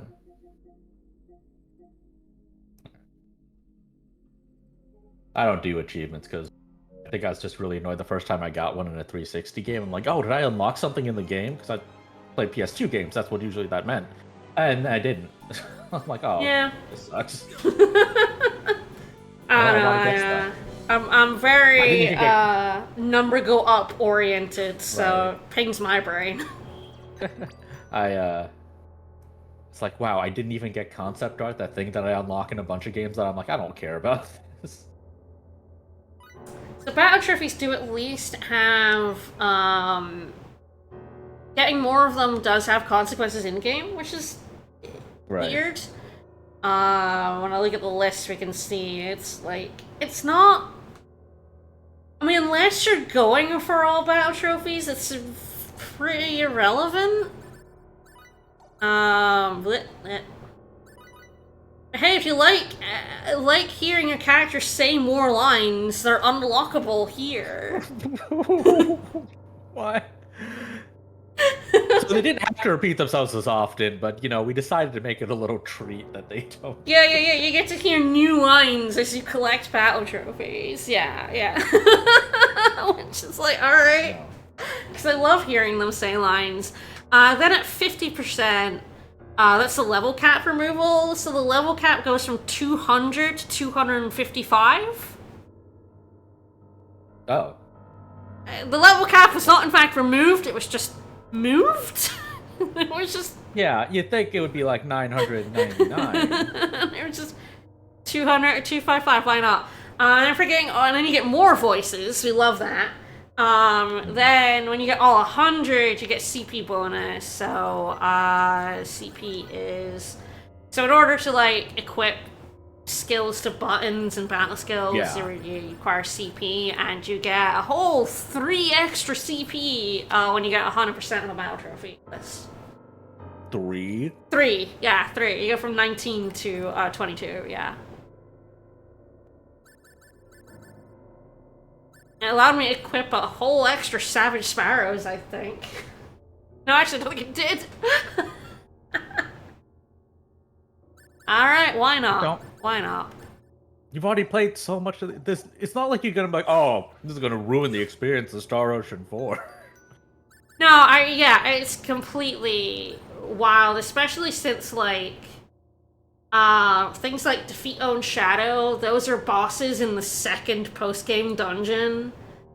Limmel herself has beat the boss of the second Oh. post-game dungeon, the hardest enemy in the game, in less than 10 minutes, as one of hers, before you can get her CP bonus. Beat the hardest boss in the game in a time limit. And then do what with it? Then do nothing with it. Who gives a shit? Once you max out a character, I don't play as them anymore. I got other shit to do. I got other battle trophies to get. No, it's definitely like getting to 50 is annoying but reasonably doable in a playthrough, especially if you use the character that much. So level cap removal can be very useful, especially if you want to do the post-game stuff. The CP bonus is just a fucking insult, frankly. Just like, here, have a little treat, we're getting 100%. Like that seems like something you should have got at like 20% battle trophies. Right? so strange. Of course, my main character doesn't have it because he has the worst battle trophies. And then you also have battle trophies for so the thing about this is that on your first playthrough you lose Denny here for Aramat, or Dr. Stonks as we've named him. So you specifically have to do a second playthrough where at the point where in the story you lose this character, there's a flag set and you can choose to keep him. And he has all his own battle trophies, including, again, defeating his shadow, who is in the second post-game dungeon. So, Hey there. minimum of 2 playthroughs. I was gonna say, is that second dungeon in the post game or second post game dungeon? Well, there's two post-game dungeons. Okay. The first... I didn't know if... No, go on. No, we're fine. Yeah, no, there's just one post-game and there's 2 dungeons in it. Okay. I didn't know how bad it was. But you lose Denny halfway through the game, so you do a whole other playthrough, get him, and then you have to do, like, all of the post-game to get this one, because it's, like, on the 18th floor of the second dungeon, and on the 20th floor is the Ethereal Queen, so you're basically right at the bottom of the dungeon. What a shit. Secret one for number 100. Yeah, that's 55 Grigori. I actually, I did it at the start, showed off what you have to do for that one, because this stream is actually showing what the bullshit you have to do to get all the battle trophies in this game is like. Where are you? Oh, there you are! Hello. So I started with the 55 Grigori, which are the bosses of the game, are called Grigori, and there's 6 of them in the main game. And so I killed them all with the appropriate character, because I was doing a solo playthrough. That's only 6, right? You have to kill 55? So there are 3, they're split between the 2 post-game dungeons, 3 in each. So I went down the first post-game dungeon, killed the 3 there, and then in order to get the bosses to respawn, because once you kill them they're gone, you have to fight the boss at the end of the first post-game dungeon to respawn them. And then you've done 3, so I do that 15 more times. It's nonsense. It took me half an hour to do 3 of them.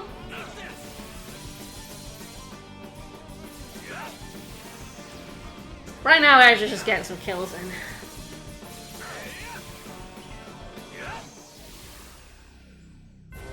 I was just getting warmed up. Bring 'em on.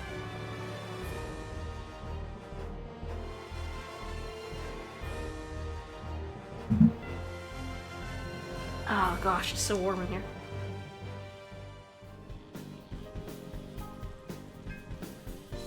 I was out today to get cupcakes, and I shouldn't have gone out. It's so horrible outside today. God. It's like... I have it in Celsius. I have like 35. I think it's 90s. And like, there's gonna be thunderstorms tonight, so it's just so muggy out there. Yeah, it's 92 degrees up here with a flood watch, which, you know, fun stuff. Fun weather to have. Yeah, I think we're gonna be under a flood watch tonight. Oh, it was horrible. And I thought it was horrible yesterday when I was out, and I'm like, oh no, today's worse. Oh no. Nice, cool 78 today. Oh, Chicago. I wish. Yeah, it was like 73 yesterday. I'm like, I gotta take a walk. Holy shit. You know, whenever it's cool, it's like, oh my god, let me go outside, let me go outside. I'm stuck inside all the time. We went to Delaware for a week. It was like 2 weeks ago, 22nd of June-ish. And yeah, it was so hot, we couldn't go outside. That was when the heat dome was over, and it was like the big heat warnings everywhere, and it's like, oh my god, I've gone away for a week and I literally can't go anywhere.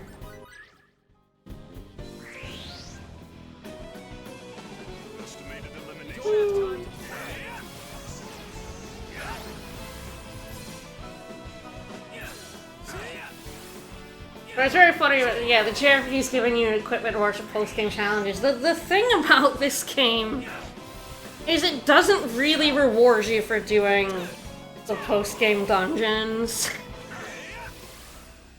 For beating the bosses of the post-game dungeon, you get their feathers, which you can use to make gear.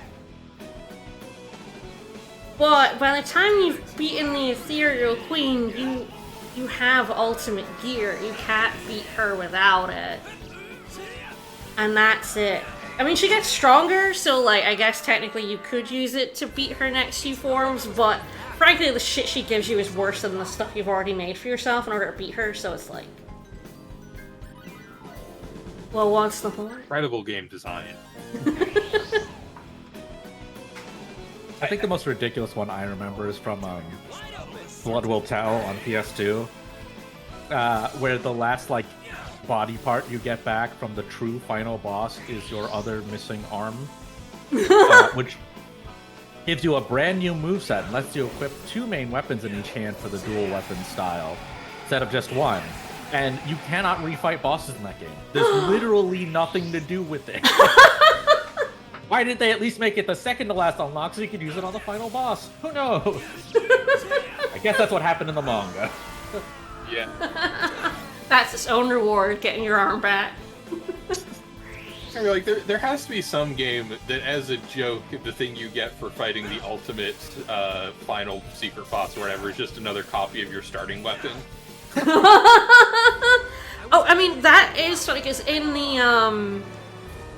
the second post-game dungeon in this game, that's the only way you can get copies of weapons if you've, like, sold them, including your starter stuff. So there's a missable item creation if you sold your original armor, because it's used in the item creation, but if you sold it, you can't get another one. But technically, if you're lucky and you go in the second post-game dungeon and you open the chest, there is a chance you can get that starting armor. Wow. I like that. Even when this game is ostensibly being generous, it is restrictive. Yeah. I'm There's... remembering, it's not like a copy of starting weapon, but in Tokiden 2, which is like the Koei Tecmo's like Monster Hunter type game. After you beat the final boss, you can buy weapons that look like the starting weapons, but have stats that are a part of the late game weapons. And I actually use those because the like later game weapons get more and more over designed, and I think they look kind of bad. I'm like, yeah, hell yeah, this is what I want in every video game, is to have a normal sword that's good sometimes. I like Unicorn Overlord has that kind of thing where, like, right near the end of the game, you can, like, use this ore to upgrade old weapons to make them, like, have good stats. And it's like, oh, that's really interesting. How is that, by the way? Like, I remember a lot of people being excited about it, and then they stopped talking about it as soon as it came out. Unicorn Overlord? Yeah, we really enjoyed it. Rex and I, when we played through it, we took a while to get to it, but no, we really enjoyed it. It's quite long. I mean, we always take forever when we play these kinds of games, though, because like our playthroughs of Three Houses are like 100 hours long. I don't think most people take that long. But... Yeah, I just remember like a preview of it after like the demo or whatever came out. This YouTube channel that does a lot of strategy RPG videos, like, this could be the Elden Ring of tactical RPGs. No, it's really interesting. I really enjoyed it. I enjoyed it a lot more than Tactics Ogre Reborn, which I did not enjoy.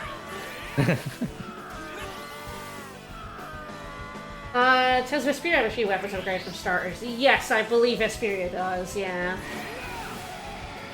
No, it's really disappointing in this. I feel like bonus dungeons in JRPGs are always bad. I don't think I've ever encountered a good one. But I do feel like Star Ocean 4 is pretty bad. Yeah, I mean, I'm not a big mystery dungeon guy, but like in that case, it's like, oh, these are just like puzzles using the game system, so that's probably fine. And that's a game for sickos anyway, so that's the whole... Yeah. You can't get to the boss dungeon like, wow, this is so fucked up. You got there. Entire game's been fucked up. What are you talking I about? was just getting warmed And up. I did Wild Arms 3, which has a bonus dungeon. It's like 100 floors, and of course it doesn't, if you die at the end to the boss, he's a piece of shit, do it all again. But like the funny thing about that game was like there's this encounter system, and if you're like good enough, you can actually like stop encounters from happening. There's like a button you can press if you have enough resources. You can just be like, nope, not fighting that encounter, so you just do that for 100 floors. You don't fight a single encounter on the way down, you're just like, nope. You're literally just walking down 100 floors, essentially, of dungeon to fight a boss at the end. When that happens in games, on one hand, I'm like, I guess that's like not an illegitimate way to design a game, but also, do they mean for that to happen, or do they mean for me to fight people? Like that, I think they never make clear in games where that happens. Well, the thing is, I'm pretty sure there's an encounter in that dungeon that can eject you from the dungeon. So, what you do is you don't fight any of the fucking encounters. Don't get ejected from the dungeon. We don't want that in our lives. Oh, Wild Arms 3 is a funny game.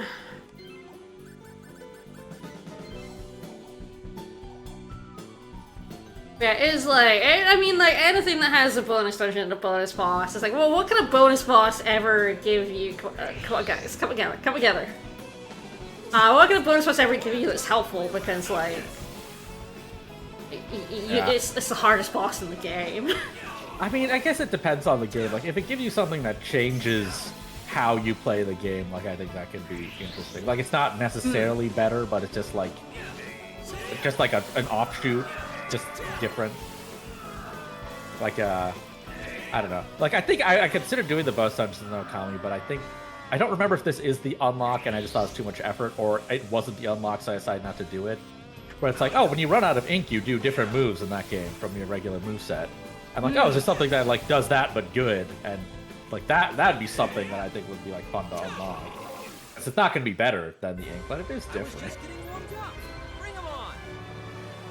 Or like, this is also bad in the game it's in, but if you beat Orphan of Cause in Bloodborne, it's like, Oh, yeah. it's like the hardest boss in the game, and what do you get? It's like, well, like, it is a weapon with a gimmick where you can transform, but if you don't, that's like, oh, it's the fist moveset, but on a weapon you can upgrade. Except if you upgrade it, it's still really bad. Unless you do the gimmick thing with it, in which case then it's interesting, at least. My board, no.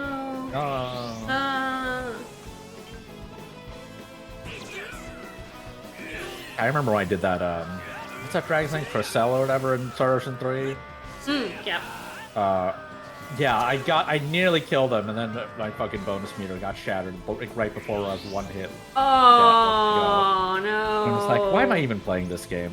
Honestly, what am I doing? It's so much harder to get Unholy curses be gone. back in 3 than 4. 3's like battle board system is a lot worse than this. Just like, one, if you're fighting enemies that are really low like level compared to you don't get it. So like, well, It's not like I was holding I'm out. You don't get it. And then like enemies much higher level than you will break your board instantaneously. So goodbye. And it's like, and then the bonuses they're not entirely random, it's based on how you kill an enemy, but they're just much harder to get hold of. Whereas this board having the squares is like... Yeah. And then if you break your board, you only lose like half of it. Which is kind of nice. At this point, my board doesn't matter one goddamn bit, though. I don't need money or experience or SP, and who gives a shit about healing after fights? They're not doing any damage to me, so... Who cares? But the worst thing about the bonus board is it doesn't carry over when you save. Like, if you save and reload, you lose the board. Which is what led directly to the death of a 360 years ago, because Well, like, the incentive is to keep playing, right? Because, like, if you save and quit, you lose your board. So we'll keep playing the 360 for hours at a time. The 360, famously good at handling that. Yeah, sure. No, 4,000 enemies! Woo! 4,000 out of 30,000! Wow. Man, I had no idea how close I was to that. Alright, we got one! We got a battle trophy day. 4,000! Woo! Per character, huh? For 2 of them at least, but get out of the way. Don't need you, I need to go save that trophy.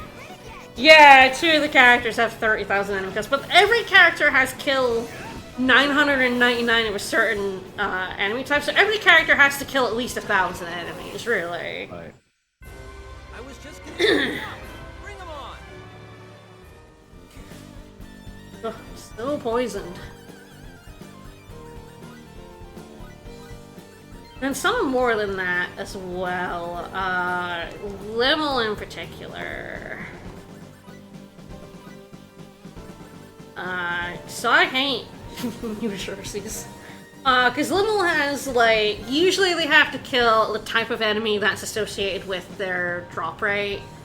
So the 255 parapsychology, that's undead enemies, so at least there's, like, some synergy there. Why the fuck does she have to also kill 999 scumbag enemies?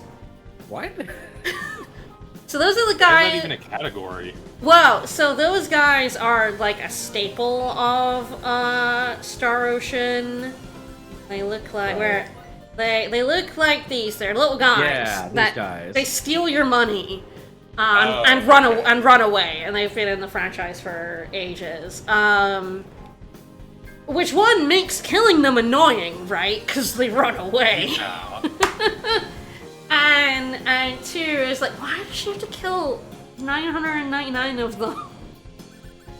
Why did they give her that? And then they also gave her 99 metal scumbags, so that's fine, because metal scumbags are the experience and money. Metal slimes. Okay. Yeah, and also you get a lot of money off of them, because the way you get money in this game, you don't get much from battles. So, like, the way you cheese it is you make a ton of weapons that have, like, money effects on them. I should have them. Must have made them. Yes, so you get ones that have, like, this, like, plus fall after each fight. And then what you do is you get in a fight with metal scumbags, you use Bacchus's ability. He has an ability called Black Hole Sphere, which attacks almost the entire arena and like hits them and stops them from running away. And when they're in rush mode, they won't run away. You let them steal from you a lot, and then you kill them. You get all your money back if you kill a scumbag who's stolen from you, and that money is affected by the plus percents on your weapons. So they steal. That's video games. Yeah, they steal like hundreds of thousands from you with each hit, the metal scumbags, and then you basically make millions off of them, and you need it because in order to make the ultimate gear, you need the classic of Star Ocean. You need the Triemblem. The M, not the which is the one I've got on right now, which is funny. And these cost 2 million apiece. And you need to synth a lot of them onto your gear. So you need a lot of money for that. And then you put them on the Triemblems, which is like the fake version. Which is also a thing. So like this is the fake version of it, which is like the crest of a certain god is nothing like this cheap imitation. But it has 8 synth slots, so instead of doing nothing to your stats, might need to unequip it to show it, but like my ultimate one gives me this many stats instead. It's fun. You take the proper emblem, you take the actual crest of a god, holds the power to create and destroy all, and you synth it onto the imitation. Use the imitation instead. Which which is deeply funny. I enjoy it.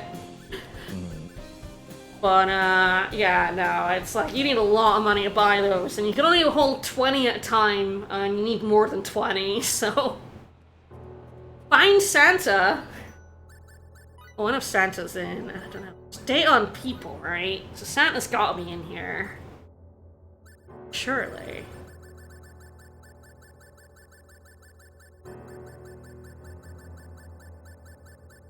Yeah! Santa! He's also a series staple as like the merchant in bonus dungeons, and he well, I guess the fact that this universe is a video game makes Santa make more sense. Don't know.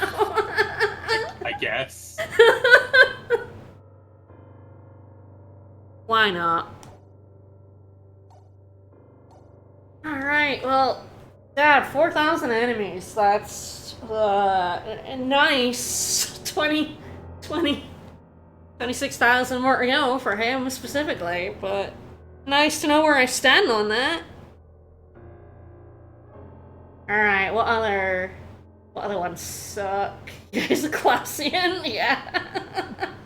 Yeah, he just appears random in the bonus dungeon, and more likely the further down you go, but of course you want him to appear pretty early, because you really don't want to go down past floor 10.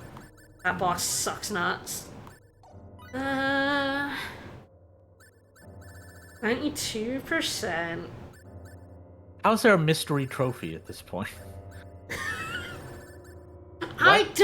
I don't know why some of them, like, because what happens in this game is you can only see, like the first 10 when you have none, then when you get 10, you can see the next 10 on the list, kind of thing. But for some reason, some of them are just always thingied out. I don't actually... What is that? It's not the anthropology drops. What have I not done with him? Press 100,000 buttons! Yeah! Press 100,000 buttons. They really just like, you know what? We can do whatever we want when we make video games. I do believe he has. Swap it all up. He has an earlier one, which is the same. Let me see if I can find it. Yes. So he had pressed 10,000 buttons, and then. Yeah, I'm not really worried about 100,000 buttons. I have to fight 30,000 enemies and land 99,999 hits. Which is awful, but there's a very cheesy way of doing it, so like fine again. But yeah, 100,000 buttons. Why? I forgot about that one. Because it's question marked out. The question marked out ones are... I mean, this one in particular really kind of bothers me, because I don't know how you would ever... I don't know if it unquestion marks if you have all of them. All of the rest. Because, like, it's fight 55 Grigori. It's fight 55 of the boss. There's only 6 of them. You're never getting this by accident. Ever. So, like, I don't know if they appear at 99%. I would have some at 99%, but his one would have been there anyway. 255 or box drop. It's not hidden. So, I don't know if they appear at the end, but I hate robotics drops.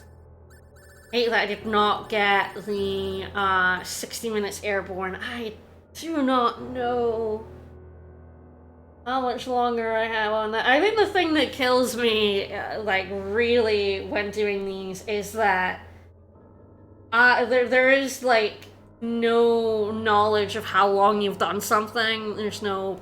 Like, I don't get to see that I've done 44 minutes in the air. I have no idea how long spent in the air, and I'm like, why has it not been 60 minutes already? But, oof, pain in the butt.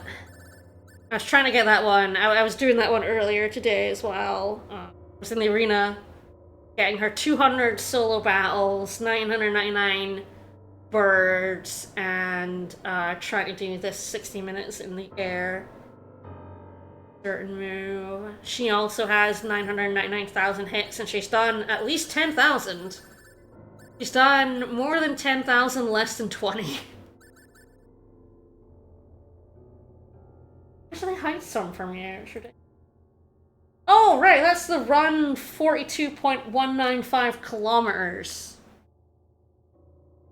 Which is like a marathon length or something? Like the 42.195 is like a specific thing. I think it translates to something in miles. Yeah, 26 miles, I think that's like a marathon. Yeah, it's a marathon. So run Well, how about a trophy for doing that in real life? As it makes the game? God, I probably could before I finish this. 1,000 blindsides is also a lot. I mean, I do think the jumping 5,555 times. Ultimately, I think this might be my least favorite trophy in the game. It's really bad. All right, well, that's one to do, right? Show off how fucking terrible it is. I don't like to do it here though, so let's run away. Oh, is this the context-specific jumps that you have to like loop back around and do if you want to keep jumping, or? It's just how it's done, yeah. And I don't have a turbo controller. I think a turbo controller would help. I think. Oh, okay. But it is mostly just it takes a very long time. It's very boring, and if you're doing it manually, it's quite hard on your hands. Right, but enough about Star Wars 4. I do it in a fight here. It's like, I do it in an earlier area where nothing's gonna beat me. But yes, this is her jump. You have to don't be down, jerk. She also doesn't have no guard, so if enemies are after her, they will knock her out of her jump, which is very annoying.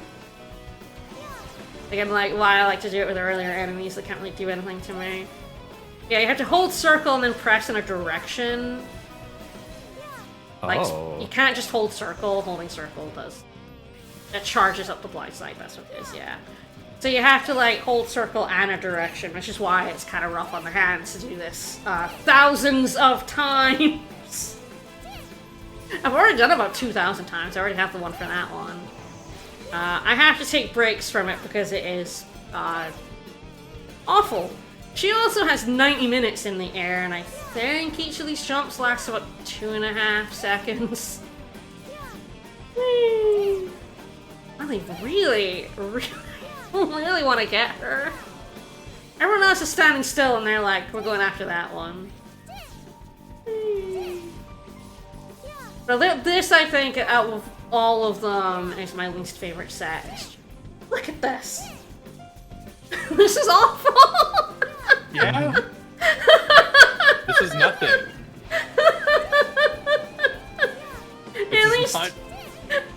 At least killing enemies, I'm killing enemies! Why do I do this to myself? This is so bad!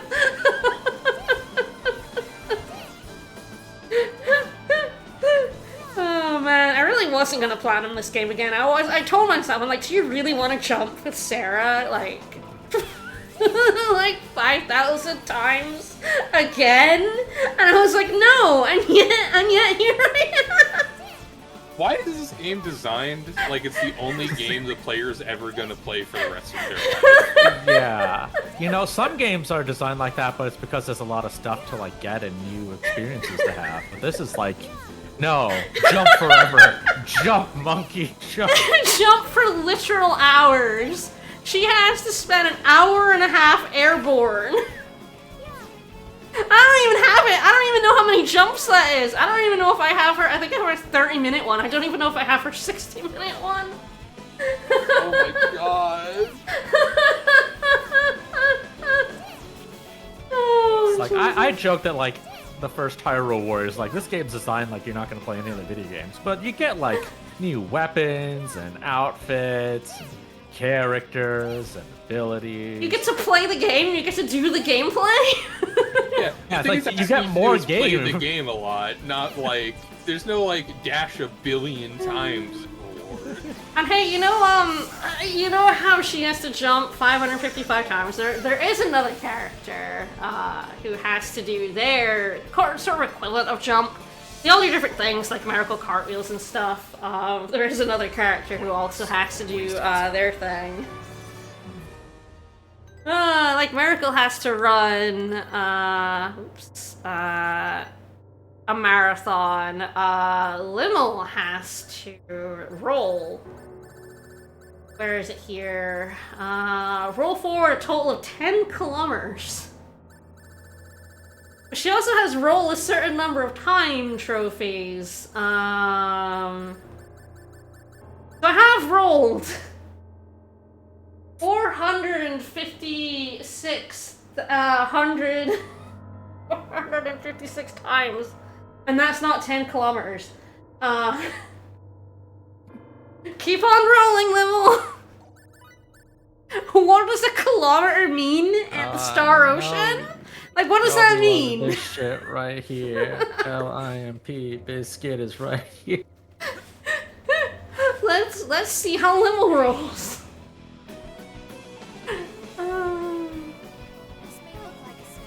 Whee! Wow. I mean, theoretically, that's a pretty far roll. There's no frame of reference, so I don't know how far Yes, compared to a kilometer. I have no idea what a kilometer is and why doing this 456 times did not accomplish it. Like, she has to be rolling more than a meter, right? Like, you would think.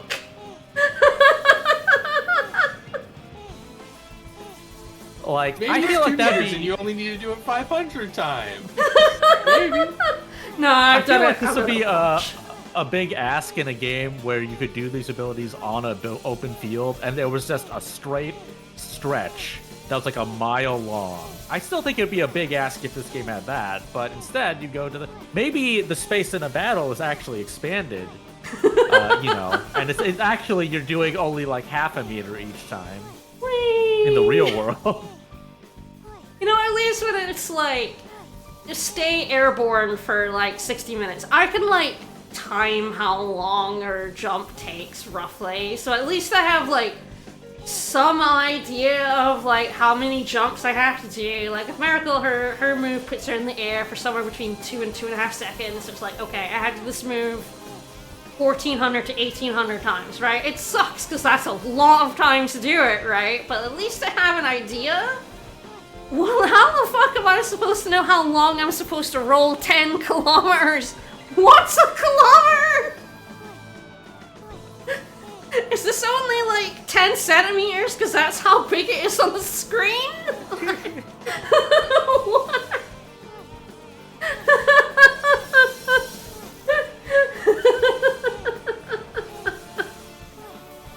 Oh no, it's a bit like Vesperia had the very stupid trophy of like take your airship.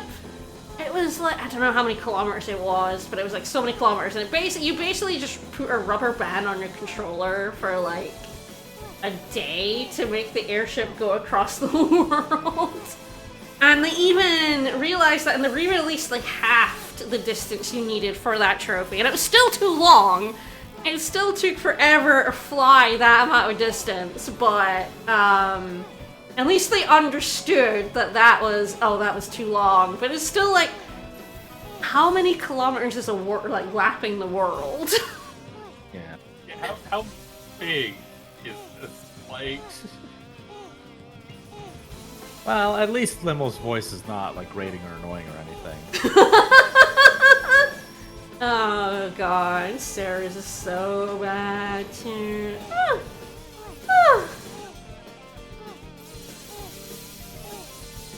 Look at this. So what a lot of people do for Limmel's roll trophies is they do just like, you can like do it in a corner essentially, and they rubber band it into a corner and leave it overnight. Because even though she's not moving that much, it still counts and you don't have to pay attention. And hold down a button the whole time. My god, I still haven't what? How many many rolls does she have to do? I've already done like 500. I did quite a few more than 450 before this fight. And I'm just left rolling around going... I have to pay enough attention to like move her around the field, because you do get less if you're rolling into the wall. Thankfully Sarah, you can jump her into the wall, because like that doesn't matter, but it just sucks. Alright, let's kill them. We're done here. Oh right, I can't use my moves. I have to slap them. My big laser scythe. I love how this dynamic camera makes it hard to see the enemy. There are 2 cameras, but I've forgotten how to switch it out of this mode. I've forgotten how. It's like a button to have more of a, like an overhead view. It's still a little weird, but I don't remember what the button is anymore. Did he say it's a waste of my time? Yeah, he sure did. Yeah. You can't be saying that, Star Ocean baby. You can't say that. It's a waste of my time. It's a waste of my time. You know how many hours I've wasted? That would be 358, baby! Oh, yeah, get me off the spot. I mean, the problem, like, I like to not do the same thing over and over because I think it would kill me. To just be here until, like, Edge goes 30,000, but it does mean I do have to run out of this planet because there's no, like, quick travel. So I just have to run all the way back. I'll just see how many feathers I have. That's actually probably the best way of me figuring out how many times I've killed Gabriel Celeste. Sorry, on another thing. I can't... I only have one? No, I must have used it. This is a different playthrough, right? I had to kill Gabriel Celeste like 16 times for the Gregorian. I'm like, how many times have I actually killed him? Don't know. I've used his feather. And then Bach is politely blocking for 5 minutes because everyone has like 4,000 guard or something. Alright, 3,000. Which is what the guard stat is kind of what determines when your character will just kind of be like, I ain't taking an attack to the face, get out of here. And it's all so high because of my ultimate gear. Alright. Let's get out of here.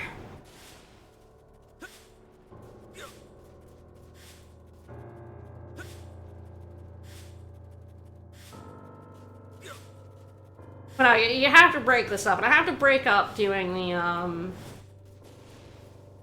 the second post-game dungeon especially. It's so awful having to do that 5 times that I do have to, like, do other stuff in between. Yeah? And take breaks from the game periodically. It just is so bad. I think this will tell me. I've got a best time, which I believe means I have to have beaten his 6-wing form. I have beaten him at least 3 times. That's fair. Hold on, why is it best TME? It's supposed to be best time. They can fit it. Room. It's just a typo. God. I've defeated 21,740 enemies, right? In 226-ish hours now. I have not even defeated close to the 30,000 enemies that Edge and Aramat both need to beat each. Edge has 4,000 of those. The cool developer's trophy Triace could have gone for is go over the numbers in your game 30,000 times.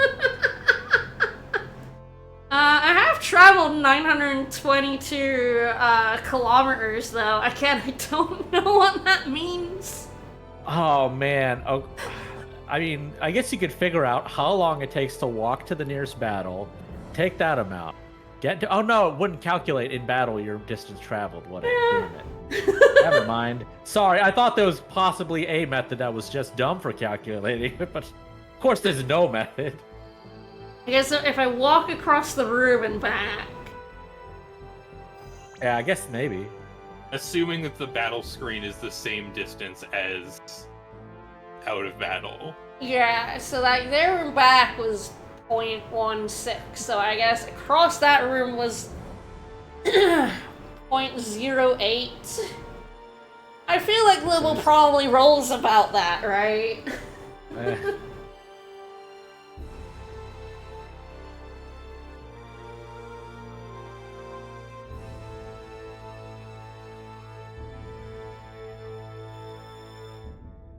Oh, that's an awful lot.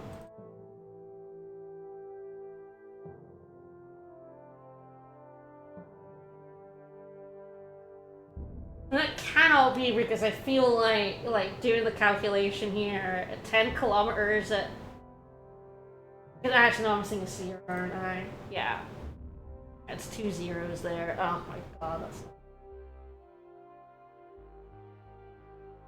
Yeah, so at like 0.008 kilometers across the room, and if we assume that's the distance Limmel rolls, which, I would have to do that.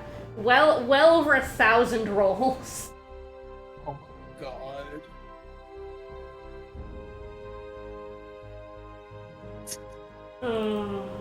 My new account, Woke Star Ocean 4. Tired, gender roles, woke, 1 million Limmel rolls. Yeah, it's 1,250 rolls, so like nearly 3 times the amount of her last like 450. And that sounds correct to me is the thing. Like having done it before and doing it now, I'm like, it sounds kind of correct. I have to do over 1,000 rolls for her 10 kilometers.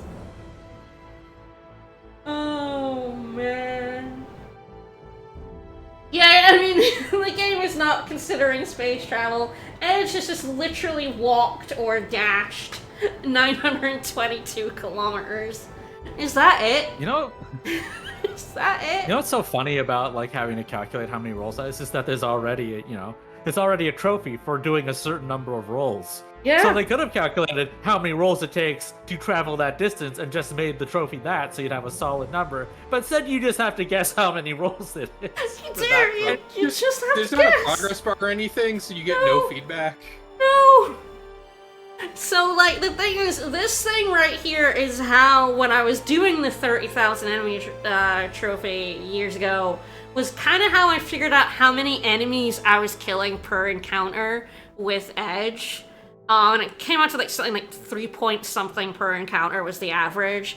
Because I would like write down the number of enemies defeated here, and I have how many battles I've done down there. And then I would go and kill a bunch a few hours, then I would come back here, take my numbers, and find out my average from these two numbers. That's how bored I was. I needed to figure out how many was there on average so I knew how many fights I needed to get the rest. I did my own maths. It was the only way. It was the only way I had any sort of felt any sort of progression was like knowing roughly how many I'd killed and how many battles I needed to do to kill the rest. Torture. Alright, so yeah, Sarah, yeah, the 300, Theron got that. Dr. Stonks. Yeah, she also has airborne enemies as well as animals, but the thing about airborne enemies is that she has a move that puts enemies in the air, so they double count, which is nice. Unless you kill them in one hit on the ground and then they don't count, which sucks. And there's 1,000. I'm sure she has, like, be in the air more.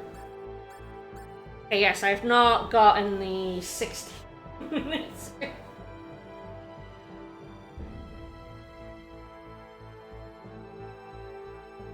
I do have the 30 though.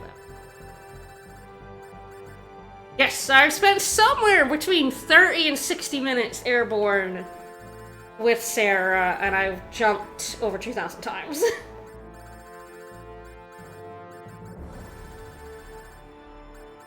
Or is that the Coliseum? That's probably the Coliseum. Like, that's the other thing, is that every single character needs to do 200 solo Coliseum fights. Oh, it's just so many. That's 1,800. It's just it's a lot. Oh yeah, she also has to revive allies 999 times. Which I did do in conjunction with Limmel having to die a certain number of times, I'm pretty sure. What? Why? Where is Battle it? trophy, die. Yeah, 84, there it is. Become incapacitated 100 times. Yeah, die 100 times. Vote your god work on this one? The other funny one as well, like, that I also did at the same time as those is, 3 times. There's also, there's more than that. Raged. 4 times for 77. So get enraged. So, as Vickers is mentioning, so rage happens when an ally dies, and you have a chance of, if the characters are close, there's a chance that this character will go, how could you kill that person, and get mad and get a stat boost. So I did that with Limmel. I killed her off a whole bunch in order to get Miria enraged, and she would yell out, "She's just a little girl!" Their birthday. It's her birthday! Oh, I wonder if I could get that to happen. I should get that. It's extremely funny.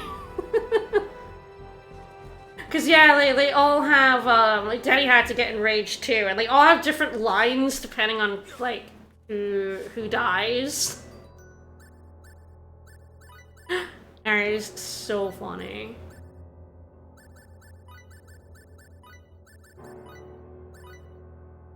Alright, so I need to strip Limmel of all her gear so she can die.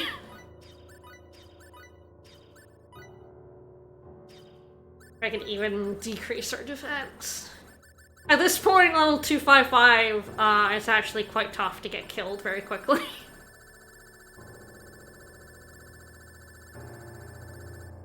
I did think I had defense down gear, but might be on my other playthrough.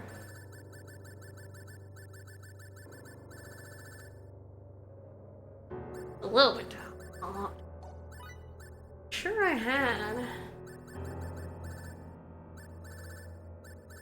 Wonder if I...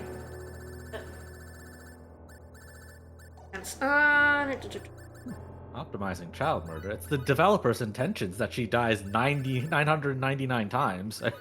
What's one more? There we go. Arch Spellmaster, defense minus 70%. Let's go.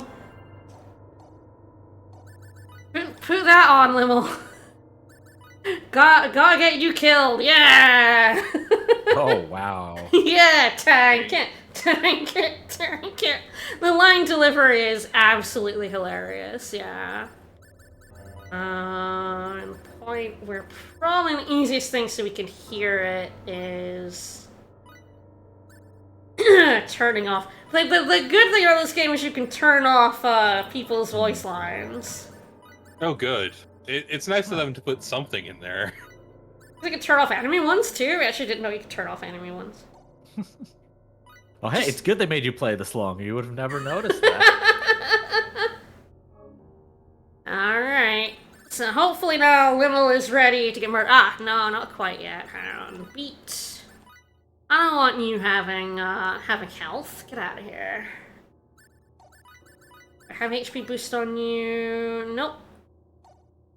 Hit boost. Alright, so that's 46,000 health, but let's go to the bees. Bees. Well, they should be pretty adept at child murder. But having to revive someone 999 times, it's a lot. Considering by the fact that I'm 225 hours in of beating all the super bosses and all that stuff, and I haven't even that, I think I have 99. It's a 99-1. I have no concept of where I am in terms of 999. Alright. I think this dungeon should do. I don't think I should have to go into the second one. This level of defense, I think the beat should, Hey guys!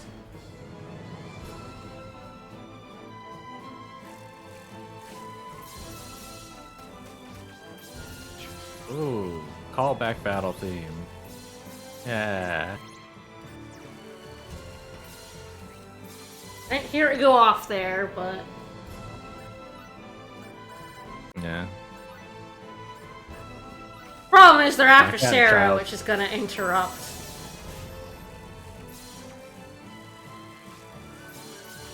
The problem is when they die, they're no longer targeted.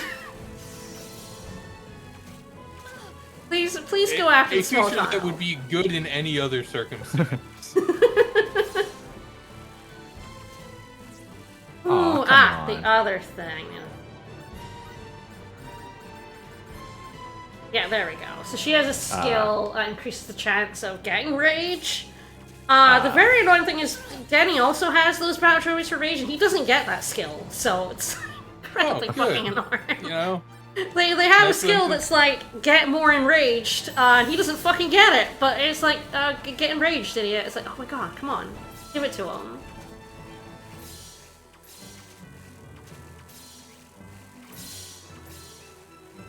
The other thing is if she's like facing enemies, she can still guard them, which is really annoying. Come on, little. Face away from the enemy, will ya? There we go. Whoop. Little girl. She's just a little girl! Wow, the voice of someone filled with rage. God, she's so fucking pissed. That normal delivery. It's so funny! And of course, when I was doing this, because I was here in the other room hearing this over and over again, she's just a little girl!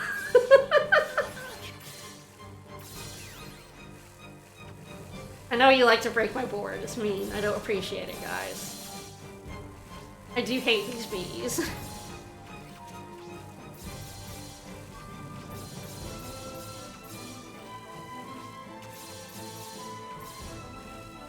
Can I get it to happen again? Maybe if they would attack her. Aww.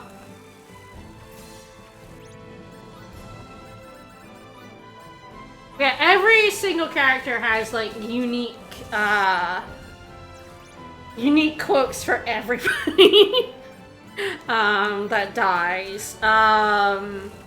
Jenny likes to scream no when someone dies. It's just so funny. I had to hear that a lot too because of the rage trophies. It's gonna get rid of my poison. Get out of here. Yep. I hate these bees. Jenny is nothing about dramatic.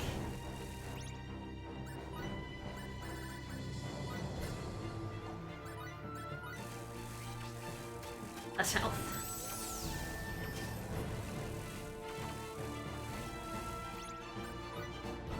I do have a enemy stop targeting you button. It doesn't really work though.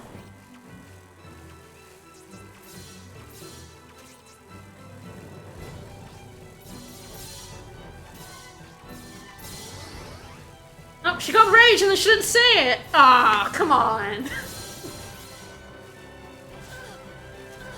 So yeah, she got the effect for getting the buff and then didn't say the line, girl. Come on, you gotta say the line. But yeah, no, this is basically what it's like to revive someone 999 times as well. It's like, one, getting them killed is way harder than it should be. She's got no defense, and they will not target her.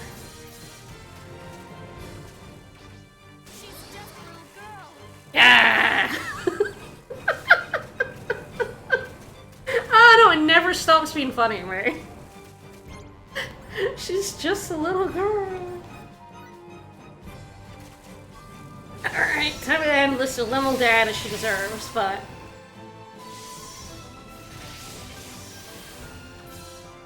I do think these bees are what you kill with Aromat. You just come in with, oh, there's bats. You come in with your Dragon Roar and you just murder them all. I might as well get the revive in for 999. I mean...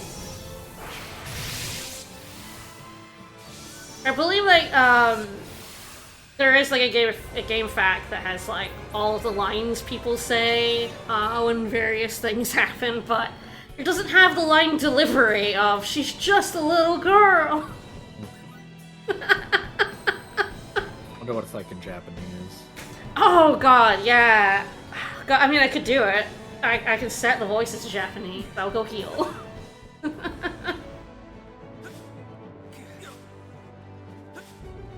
The thing I discovered when I did do my stream playthrough in Japanese was that it's for every file.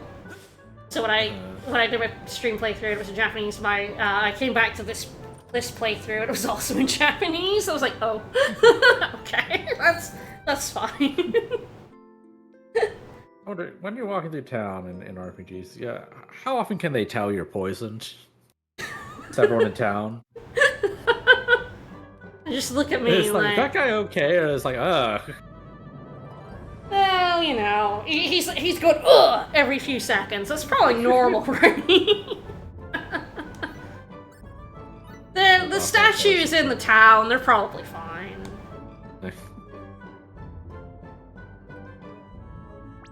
Yeah, they gotta make sure they change out the bed sheets if someone cures poison by sleeping.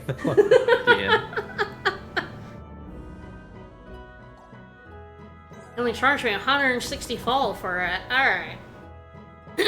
Stay at a Motel 6, just to gradually acquire more and more status effects.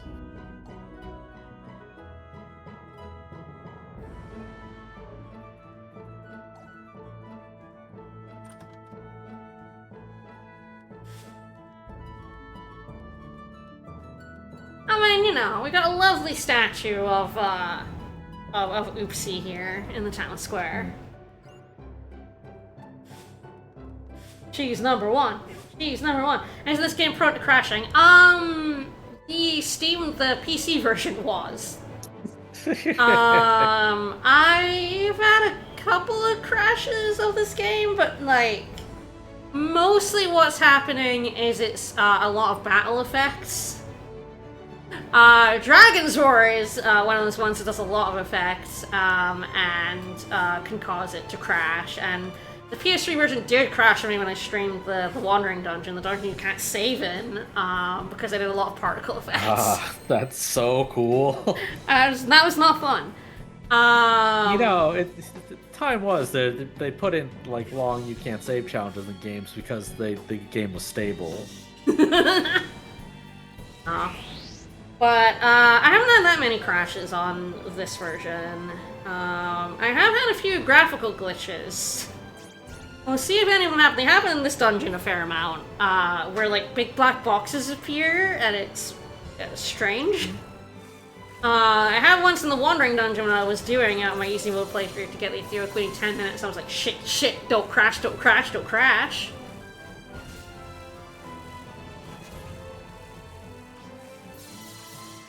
No, the little girl, please. God damn. I don't know, the enemies in this game are not terribly smart. I mean, they'll go after, like, your controlled character. Oh, she did say something there. Just sounded normal, I have no idea what she said. She sounded mildly perturbed.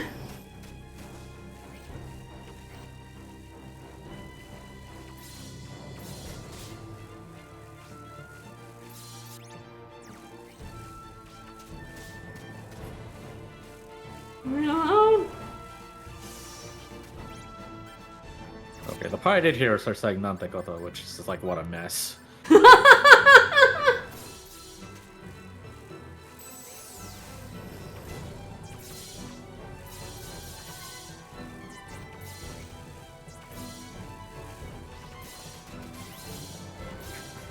Go off there. least know when it goes off, because there's a big sound effect and stuff.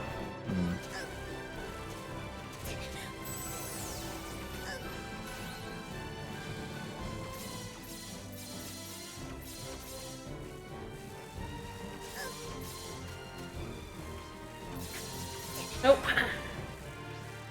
Denying It's me already near over. ya. Limo getting killed. Doesn't even care anymore. It's happened so often. If you bees could shut up for 1 goddamn minute.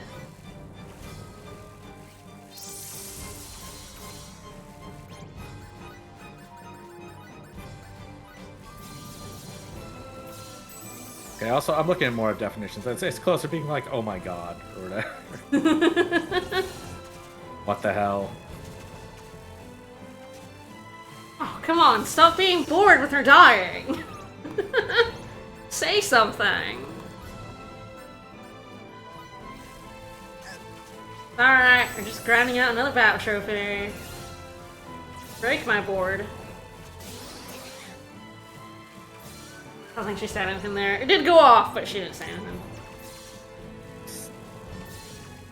I can't even go off every time. Come on.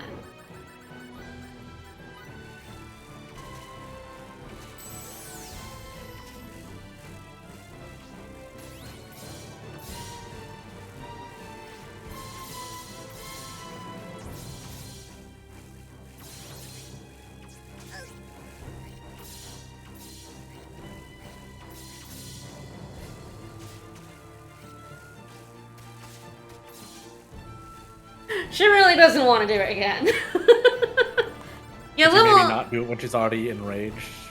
Or like has the buff? I don't know. I don't know how long the buff lasts. My guess is it's probably true she can't get the buff again. Yeah, because I saw the icons next to her disappear. Her face.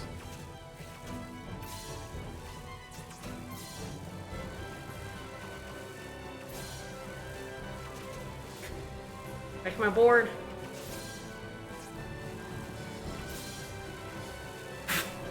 I just didn't go off.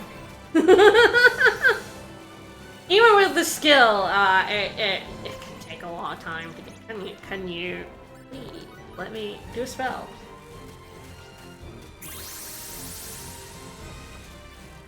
And can you imagine? I have the skill on and it still it doesn't go off a lot, and then trying to get it like 50 times without the skill sucked. Wasn't fun. Level has too much guard. These enemies come in and she's just like, I don't care.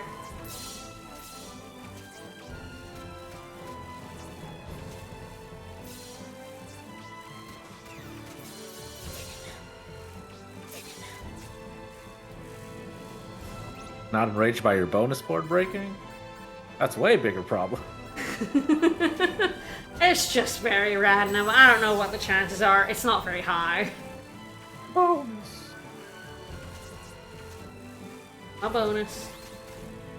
Does this game have any of the guys from Star Wars 3 who go, my money? No, it doesn't have any of the nobles in it. Just so disappointing. I love those guys.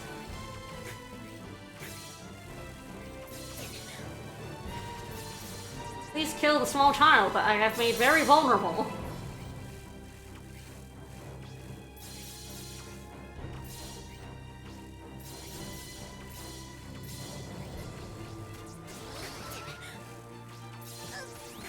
Okay, whatever. Shit happened. I just don't think she said anything again. In Japanese, she's reluctant. Oh, come on. That spell off.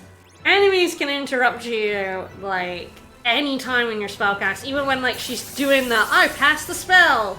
They can still interrupt that, which is incredibly fun.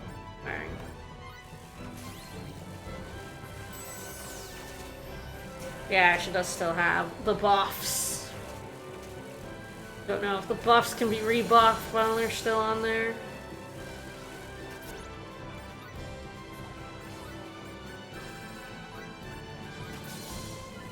Yeah, she's just a little girl, and it's her birthday.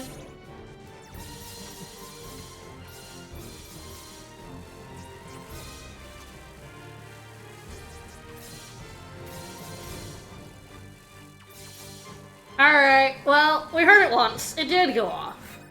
And we heard she's just a little girl. Which is very funny. And I would do Danny's, but it's such a fucking asshole to get. This one is easier. This is the easier one to get. Yeah.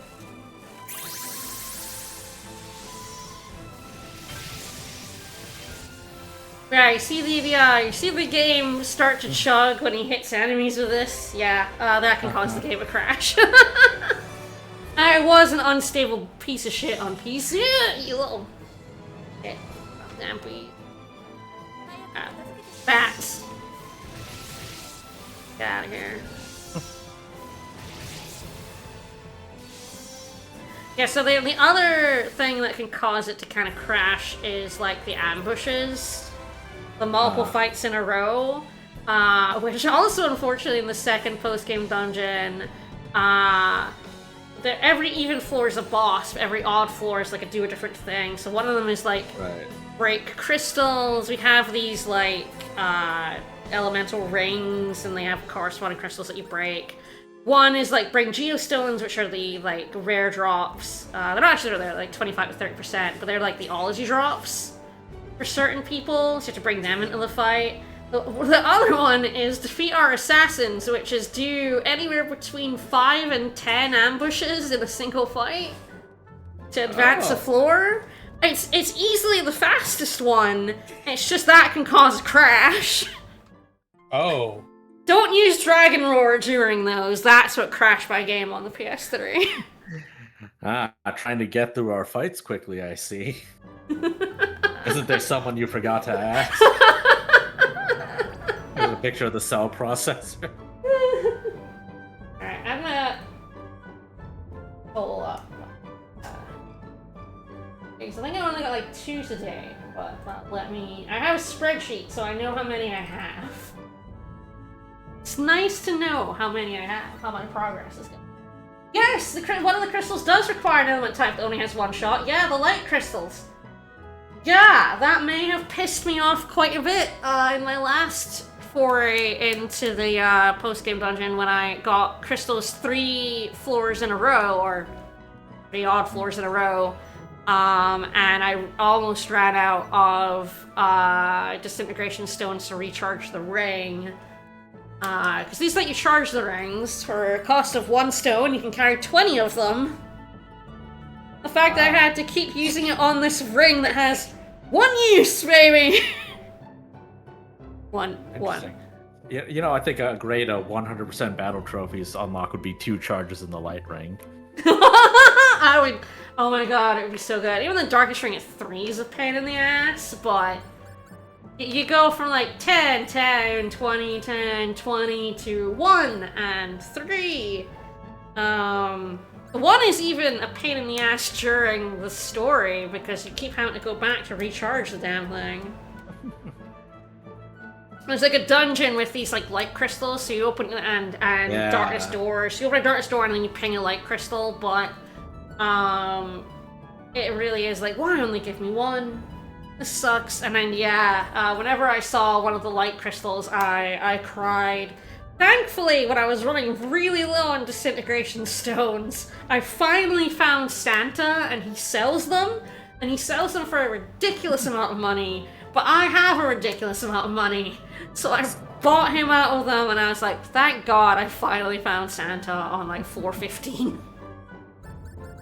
But no, the crystals is by far my least favorite floor to see on in the Wandering Dungeon, because it takes so long. Because the thing is, it's like destroy all of the crystals, right? And there's at least 1 crystal in every single room of that dungeon. And the dungeon is basically just a big segment of rooms. I can even go in it. We can just leave immediately, so we can go have a look at it. E and 2, the elevator room. 6.5 dozen, I think. About this lift. All road to the sanctuary. This series is this game in particular is a game that hates you. I defeat the most supreme being in existence. I do. I would love to challenge the dungeon. So this is what it looks like. It's a series of like random sets of rooms. And so, let's see if I got crystals. I sure did, so that's what they look like. Hi.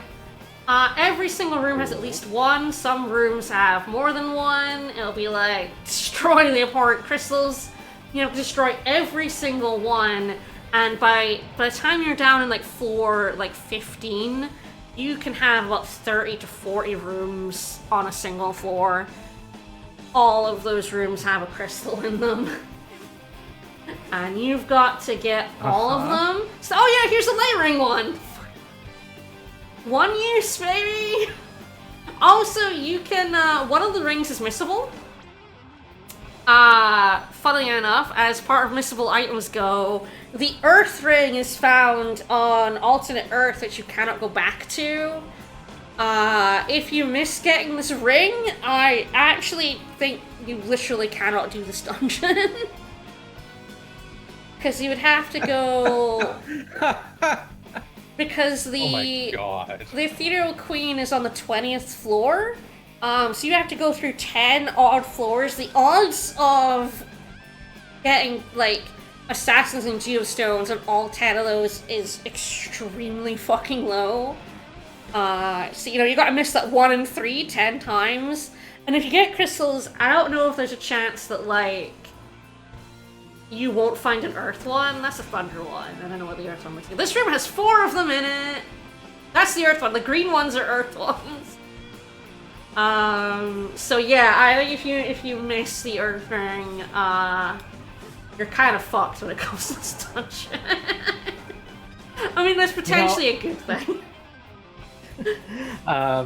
So for Bad Game Hall of Fame, Charky and I are streaming Contra Rogue Core. Ooh. And Charky's on playing.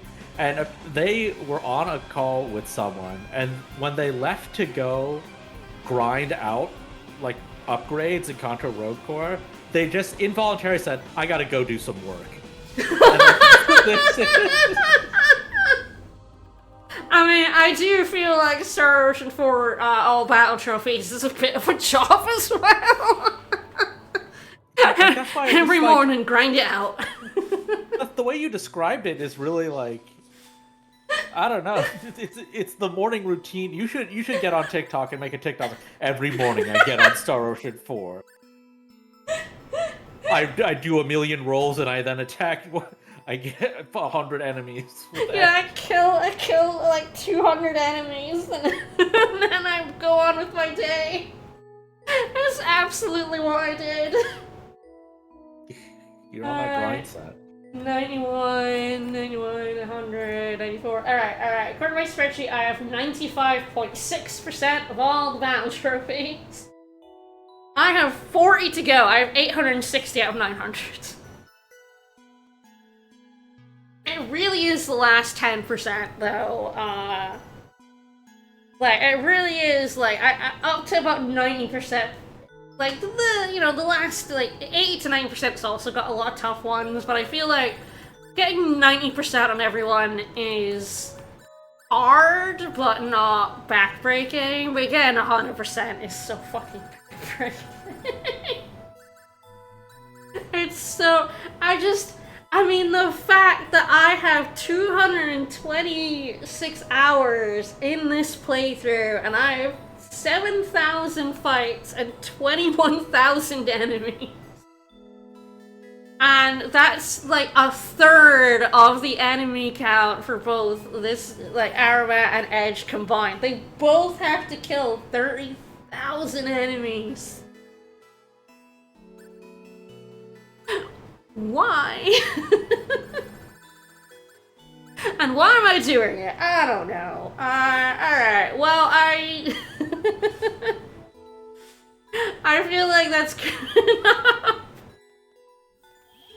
I feel like we have looked into the belly of the beast today, and I got 2 battle trophies out of it, so I'm not unhappy with how today's gone. I'm pretty happy with that. Maybe you can do something nice. Look, this is the other thing, right? It's mine and Vicus's wedding anniversary today. Oh. So we've I was been gonna say happy anniversary, but you've been playing Star Ocean 4. Yeah, right? it's 7 years today, marriage. Wow, congratulations. Thank you. I'll be real. For a second, I thought you were gonna say it's been 7 years of Star Ocean. I mean, I think it has, to be honest. Yeah, what's your anniversary with this? When's the copyright on this game?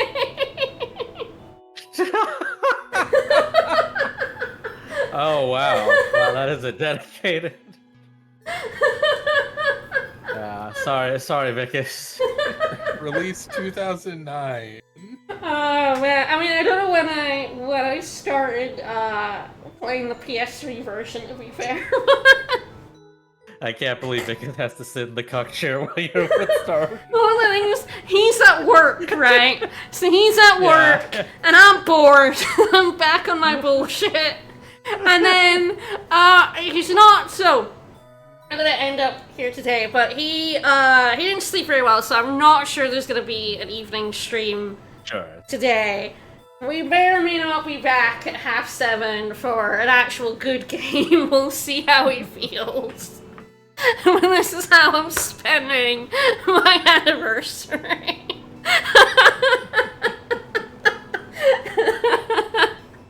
Yeah, I figure it's kind of a decision that's gonna be made at literally like 7 o'clock tonight, like half an hour before stream. But I hope people enjoyed the actual look at the kind of like stupid shit you have to do for 100%ing this ridiculous game. I will at some point in the future be doing the Chaos Mode playthrough, the hardest mode playthrough that I have to do. It'll be a few months away because I've got Final Fantasy V, I've got the Fiesta, which is back tomorrow. Much better game than this. And then I've still got Sonic Adventure 2 to do, and I don't think it'll be the game I do after that. I have another game in mind for after that, but probably at some point later this year I will stream the awful Chaos Mode of this game, which will be very funny. The start of that game is wretched. Well, thanks for coming. Bye, everybody.